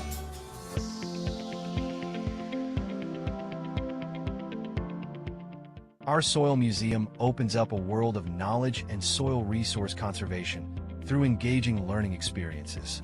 Some of the interesting topics covered include soil resources of Thailand, tools and equipment for soil survey, soil morphology, soil map of Thailand, monoliths of soils found in Thailand, samples of soils profiles representing 62 soils groups, problem soils being used in Thai agriculture, tunnels showing management practices of soils in 4 parts of the country, erosion of the soils and samples of vetiver plant, soil organisms and organic matter in soils. This museum is for anyone that wants to learn about soils. Join us in exploring and conserving soil at the Soil Museum.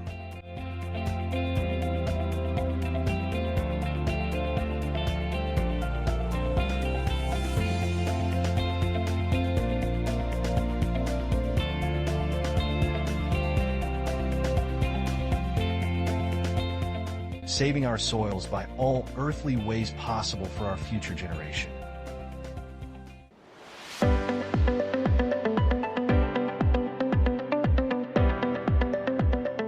Soil, a natural material that can change endlessly.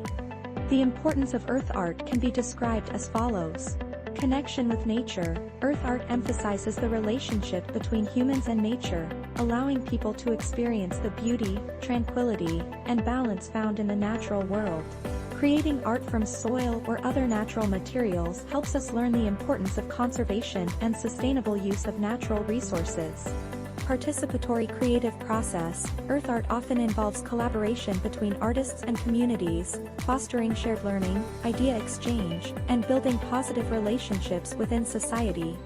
Promoting creativity and new ideas, using soil and other natural materials challenges artists to think outside the box and find unique ways to present their work. Creating earth art can significantly stimulate creativity and artistic expression.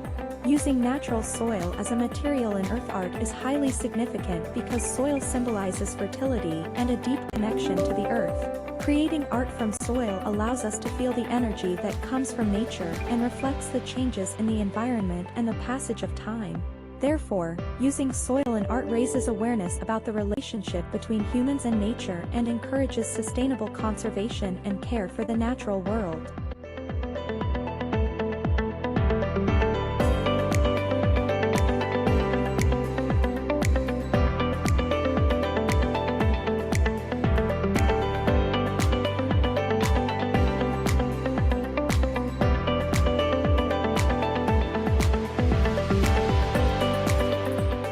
Let's create beauty from soil and nature together.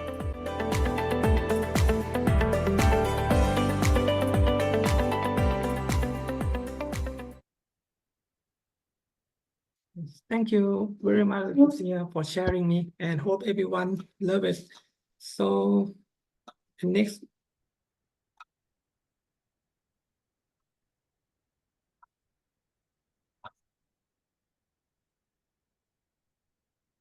So, my presentation today is the topic, the Soil Museum and Soil Painting of Thailand.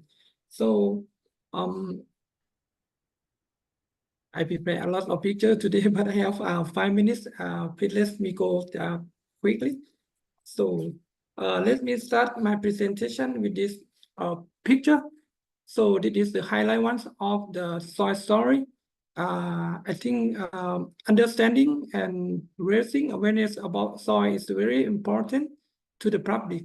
One of the main points is the question is why does soil vary in different locations? This question has a very high impact on the public regarding land use because soil supports our life. And there are so many types of soil in Thailand, and to learn about many kinds of soil in the field in the short time is difficult. And I think if not impossible. So the Soil Museum is the unique facilities offering an opportunity to the visitor to learn about the soil story. So building a soil museum, the soil database and soil maps, and then soil information are essential to provide the scientific foundation and educational value. So This picture show the collection and preparation. When the soil scientists collect soil sample of different type of soil from various landform and prepare them in the form of soil, monolith, or other format, and display them in the soil museum, accessible to the public. And what we offer for educational value in the soil museum. In my opinion, at least the information that we share in the soil museum should have the soil resource. In Thailand, in the Central Soil Museum, we share the knowledge of the representative soil or the major soil and major landscape in each region. And then we have the knowledge of soil productivity soil and the management practice of soil. And another, for example, erosion soil and sample of vegetable grass for soil conservation. And we also have the soil organism, the soil biodiversity, and organic matter in soil. This is the sum of the content that we offer in the soil museum. But we also link to another topic that we interested in the issue, the current issue announced today, for example, like sustainable soil management and climate change, something like that. And in the soil museum, when the visitor come, sometimes the information in the soil museum is limited. So the technological integration is highly beneficial for visitor, finding additional information by using like AI application. So when the visitor come to the museum, they can download for soil information, for more information. So the previous I present that is the soil museum in the central of Thailand, but we also have the regional soil museum. In Thailand, we have 12 LDD regional office, and each office, we also have the soil museum located in every region of Thailand. So the soil information in each region, when the visitor come, they can learn about the soil in their location. So it is some of the picture. And we also have this like a mini soil museum in the Royal Development Study Center as well.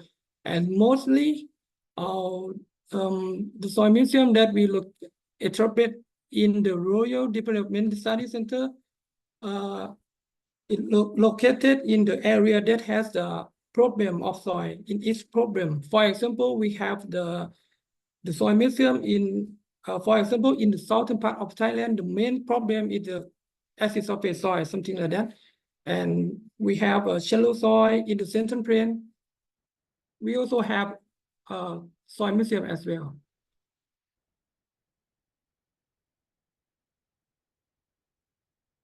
And it is for the educational institution. So not only in our government, we also have like a mini soil museum in the university. This is the university, Kasetsart University, and where I graduated here. So the left picture, I got the inspiration for decoration from ISRIC, soil museum. So it's very high benefits to enhance educational potential and expansional for raising awareness with social media.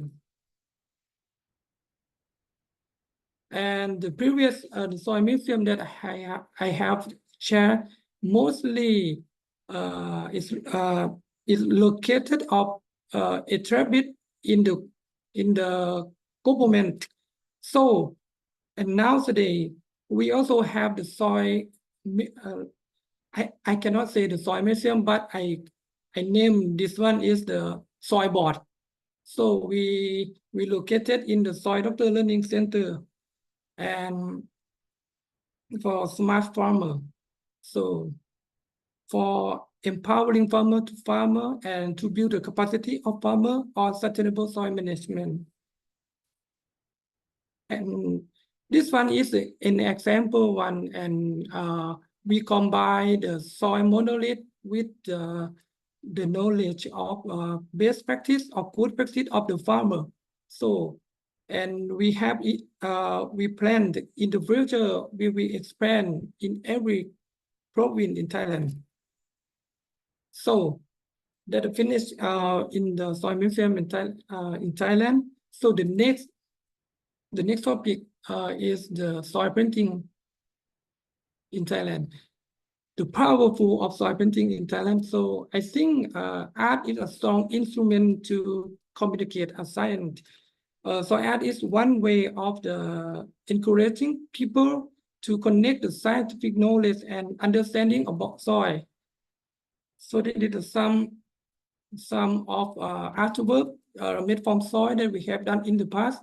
And if you look at the picture in the center up on 8th January 2024, the FAO Director General, Mr. Chu Tong-yu, visit Land Development Department, and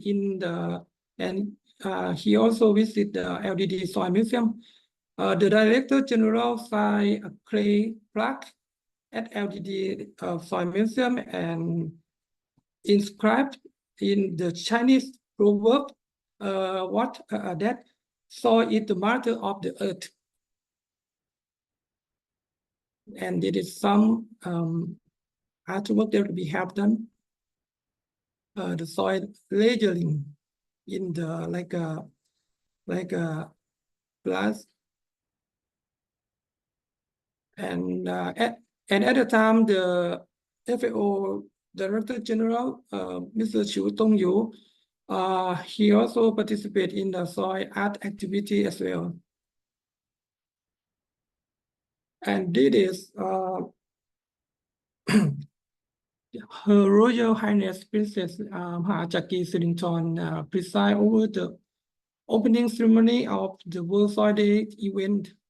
And she signed her name on a clay press in the 2015, 2019, 2021, and 2023 last year.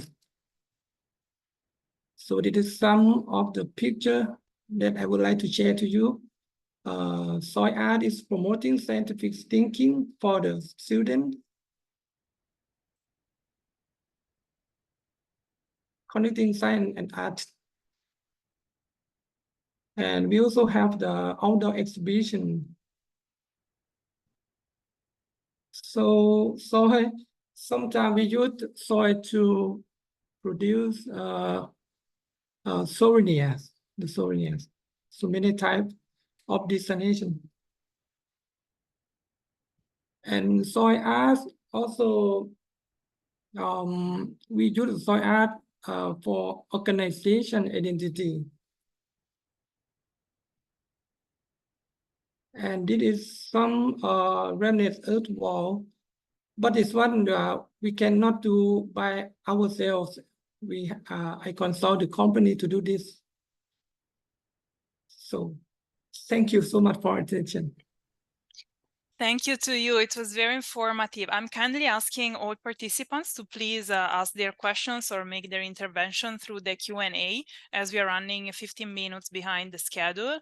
And with my deep apologies to Professor Gui Tong, I would like to give him now the floor to present about the Black Soil Museums of China. So Professor Li Guitong is a colleague of Land Science and Technology at China Agricultural University. Professor Guitong, over to you, please.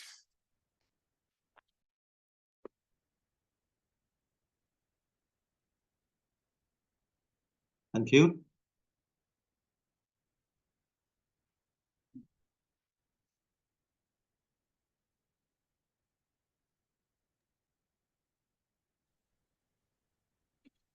Would you like me to share your presentation?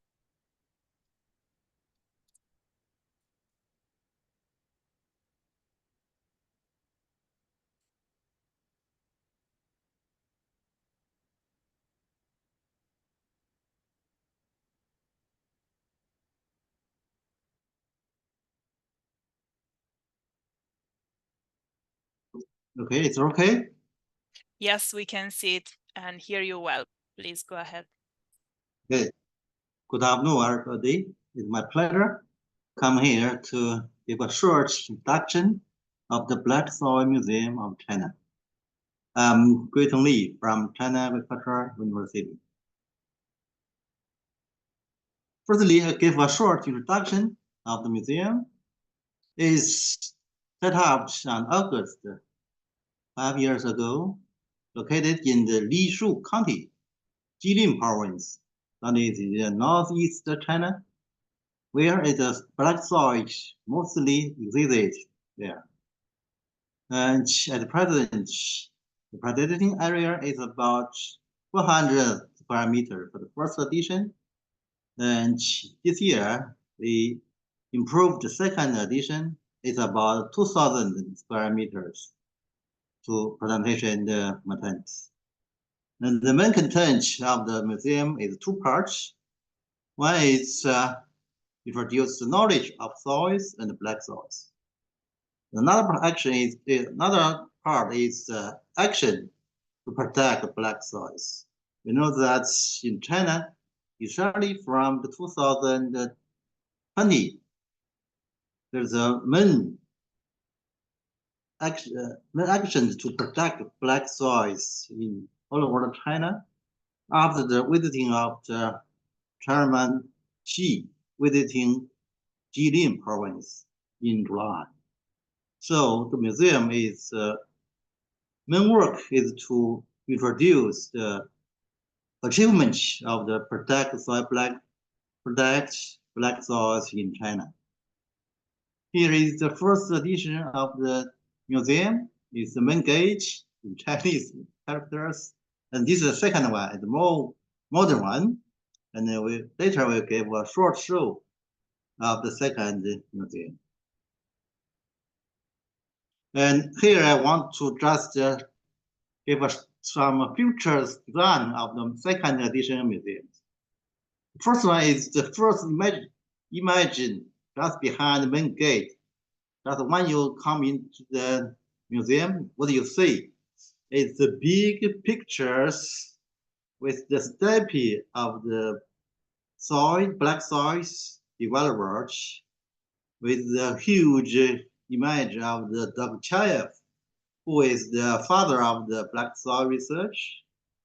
This picture is give from people the more impressive to see nature properties and the worldwide scopes of the black soil and some history imagine of the research of black soils. Another design is in the center of the museum. There's a very, very big maps of China with detailed with about 3,000 county location and precision within the map. And we want to collect those samples from these counties all over China and put the samples into the map. That is very huge work to do. The third one is a very big academic showing screens with about 2 meters high and 3 meters long. That's to give a lot of information, videos, and that's to change the content and adaptive to update new content of the museums. The last feature of the design is a huge side table and dynamic screens. It has 6 meter long with 2.5 meter height. And in the middle, there is map of world soils. Most importantly, we will collect 28 black soil profiles of the subgroups in China. Each profiles with 1 meter height in the standard size. I think for this local museum of county level, the 28 subgroups soil, the black soil profile is very meaningful to show the black soil's diversity. And till now, we have 3 ways to popularizing the museums. One is on-site visiting. Till now, we have about 900 times per year to visit. It's about 45,000 people in total per year. Of them, 12,000 officers all over the countries, and 10,000 college students, 5,000 primary and secondary school students. Meanwhile, we also have 10,000 farmers visit museums, and about another one is 8,000 public audience. This is the first and important ways to popularizing our museum. The second way is we build a digital museum operating in Chinese. This website, and in this digital museum is finished this May. It's very new, and till now they have about 400,000 visiting times. I think it is very popular in China. And the third one, we have the WeMedia. We have very popular ways to communicate each other. We have a WeChat, we have an official account, TikTok, WeVideo, something like this, something like YouTube. And all these WeMedia made by the museum themselves or by the audience themselves, which are very, very good way to popularize the museums. That is a short introduction of the museums. I just want to say that as a local museum that's built up by the county level government, it's very small and very new. Mostly is to show the achievement of black soil protection action in China. It's something a special museum, not so general one. And last, gave a short video that is made by myself.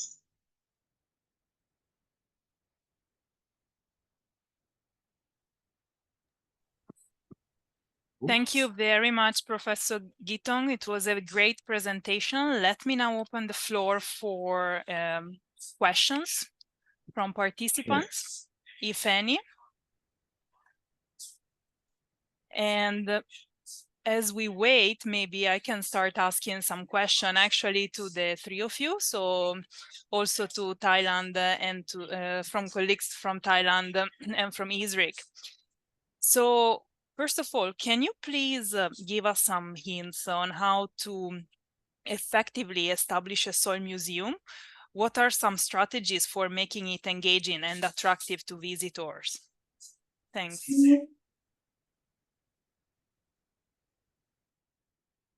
Who would you like to start?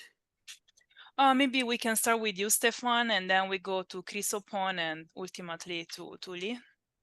Yeah, I think many soil museums started from soil institutes, but I think when you start a soil museum, I think it's important to know who you would like to target and what is your main message. And then you establish your collection or the approaches that you would like to do to show in the museum.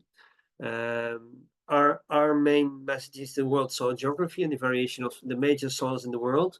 But if I would create a museum for the youth only, I would present soil as a system. So yeah, I think that's important to think about your main message, and then think about your approaches and what you need to use in the museum for that.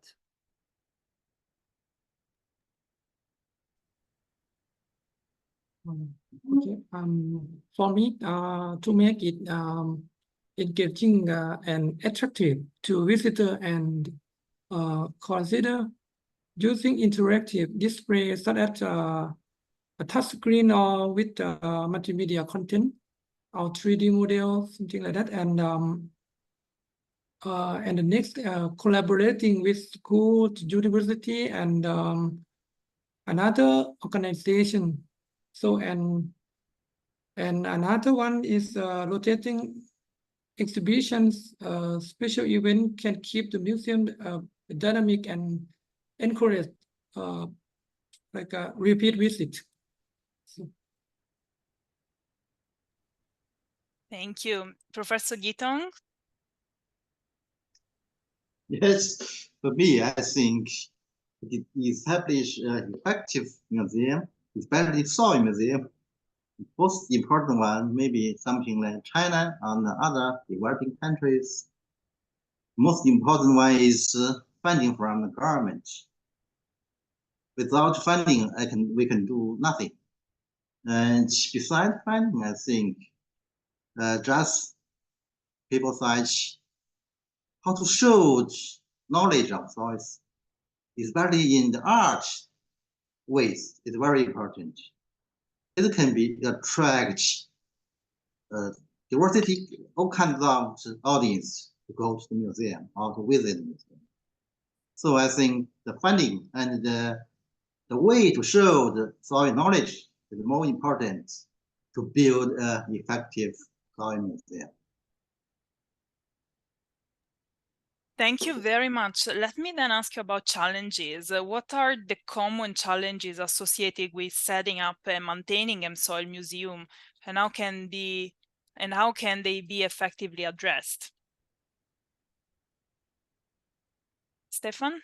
Oh, there are many challenges. Of course, you need to think how to engage people in the museum, so staffing and displays, but also the work behind the museum. So your collections that are the core of what you present, it always takes a lot of work to have that in good quality, complete, and accessible.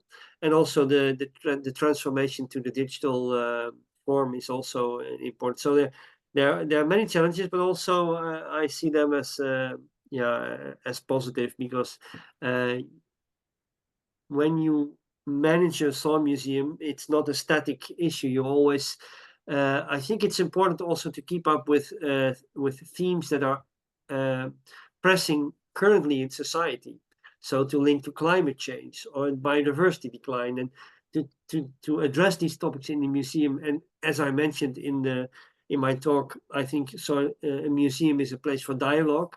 So we need to consider what is actually what is actually in society, what are pressing issues, and yeah. So those are the things I would mention. For me, what are the common challenges? I think attracting visitor is one the challenge that I think soil as a topic might not seem immediately appearing to my audience. So we have to like raising awareness or advertising, or we have to input another interesting. So that's one that is the one that to prove this. Thank you.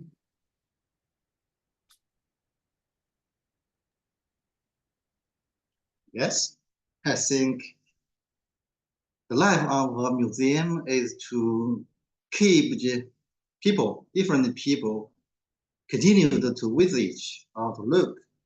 That is important for the museum. Otherwise, the museum will be going to the museum. So, in my opinion, that one way may be very attractive to people to something like the tool museum to show that introduce some things like DIY that put the audience visitors roll into the museum's life of the knowledge. That maybe keep the museums more effective, more attractive. That is my opinion. Thank you very much. A last question, and then I promise I'll set you free. Sorry for keeping you longer than expected. I think this is a very critical question for motivating countries to establish soil museums. What potential benefits and opportunities can a soil museum offer to institutions, and how can it enhance their impact and outreach? Yes, I think a soil museum has a lot to offer, because if you arrive at a research institute where they do research on soils, or a mapping and survey institute, or a ministry, it's not so easy to highlight soil and communicate about soil. And a soil museum or a display or an exposition makes soil visually, brings soil visually to the people. So you directly see variation, what is actually soil. Because as I said in my talk, many people don't perceive the depth dimension of soil and the ranges of properties they have, and you can show contrasting. So I think it is an important, it can be an important tool for people to, when you receive people in an institute or to explain soils, and then you can start have a dialogue immediately. And that's at least my experience. It's very easy when you have policymakers, that immediately you have a dialogue and you can talk about soil. So just by bringing them into the exposition room. So I think there's a great benefit of that.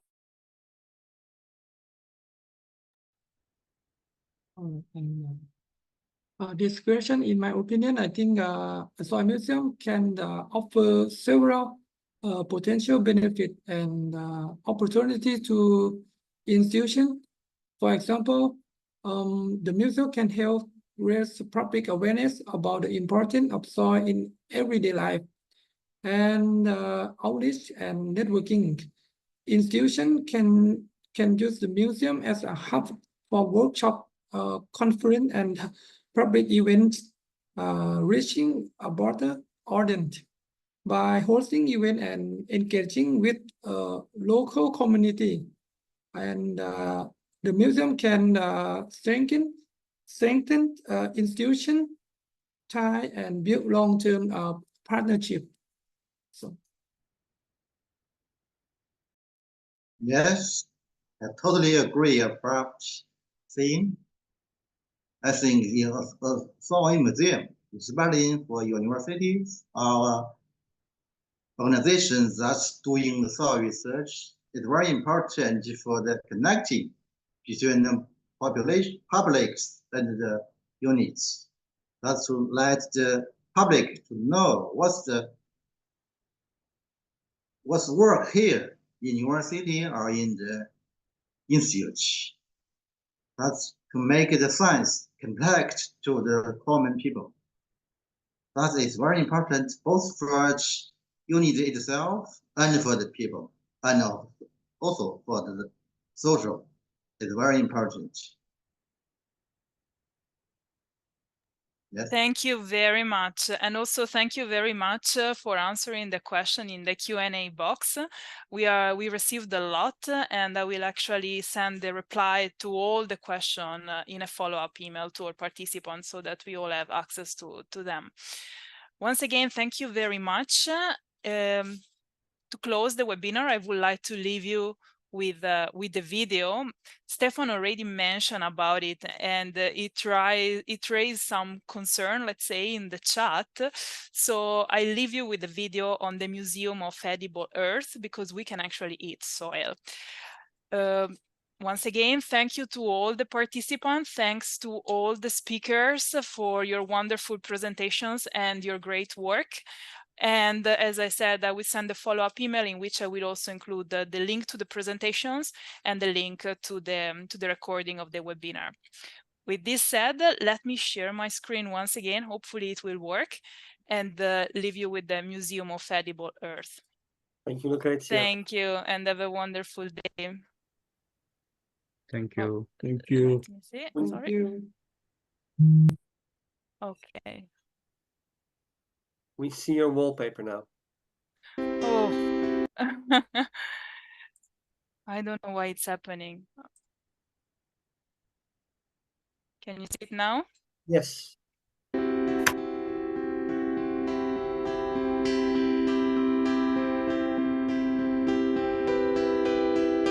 Masha Ru's work takes a whole new stance on the subject of soil.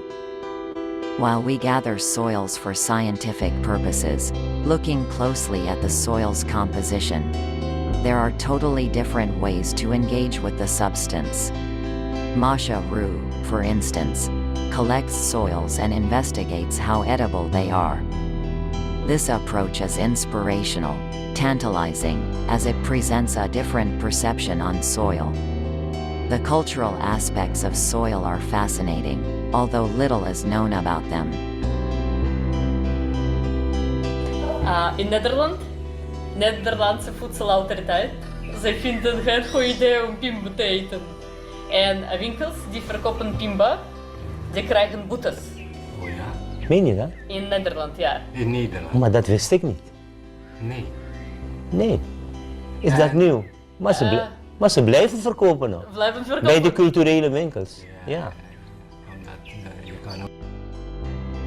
The collection of the Moving Museum of Edible Earth already has nearly 400 edible earth samples, currently eaten by various populations around the world, mostly clays, such as for instance kaolin and bentonite, as well as chalks, limestone, volcanic rocks, diatomaceous earth and topsoil. The materials originate from all over the world, Eurasia, Africa, and the Americas. A number of materials were purchased from abroad online, received as presents or as a result of an earth exchange. The physical archive of the Museum of Edible Earth has been designed by the German designer Boss Sticken.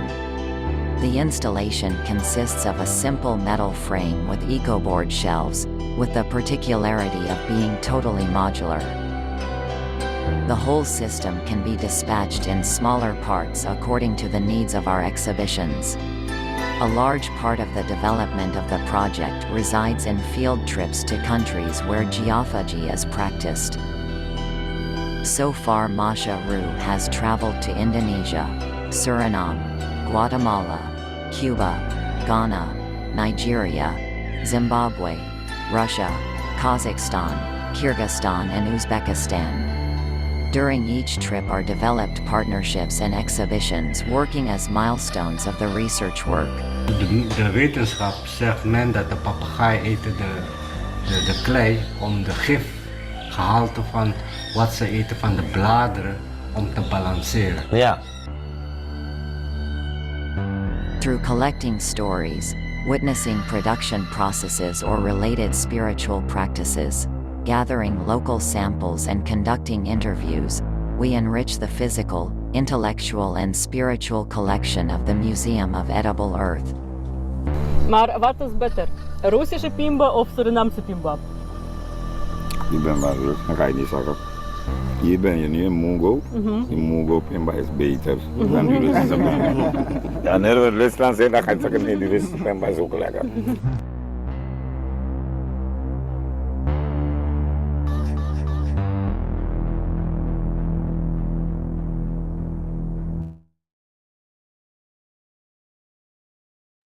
So thanks again, everybody. I hope that you enjoyed. I will also send you the link to all these videos. wish you all a great day and thanks for staying with us till the very end. Thanks, Lucrezia. Bye. Thank you. Thank you so much. Bye.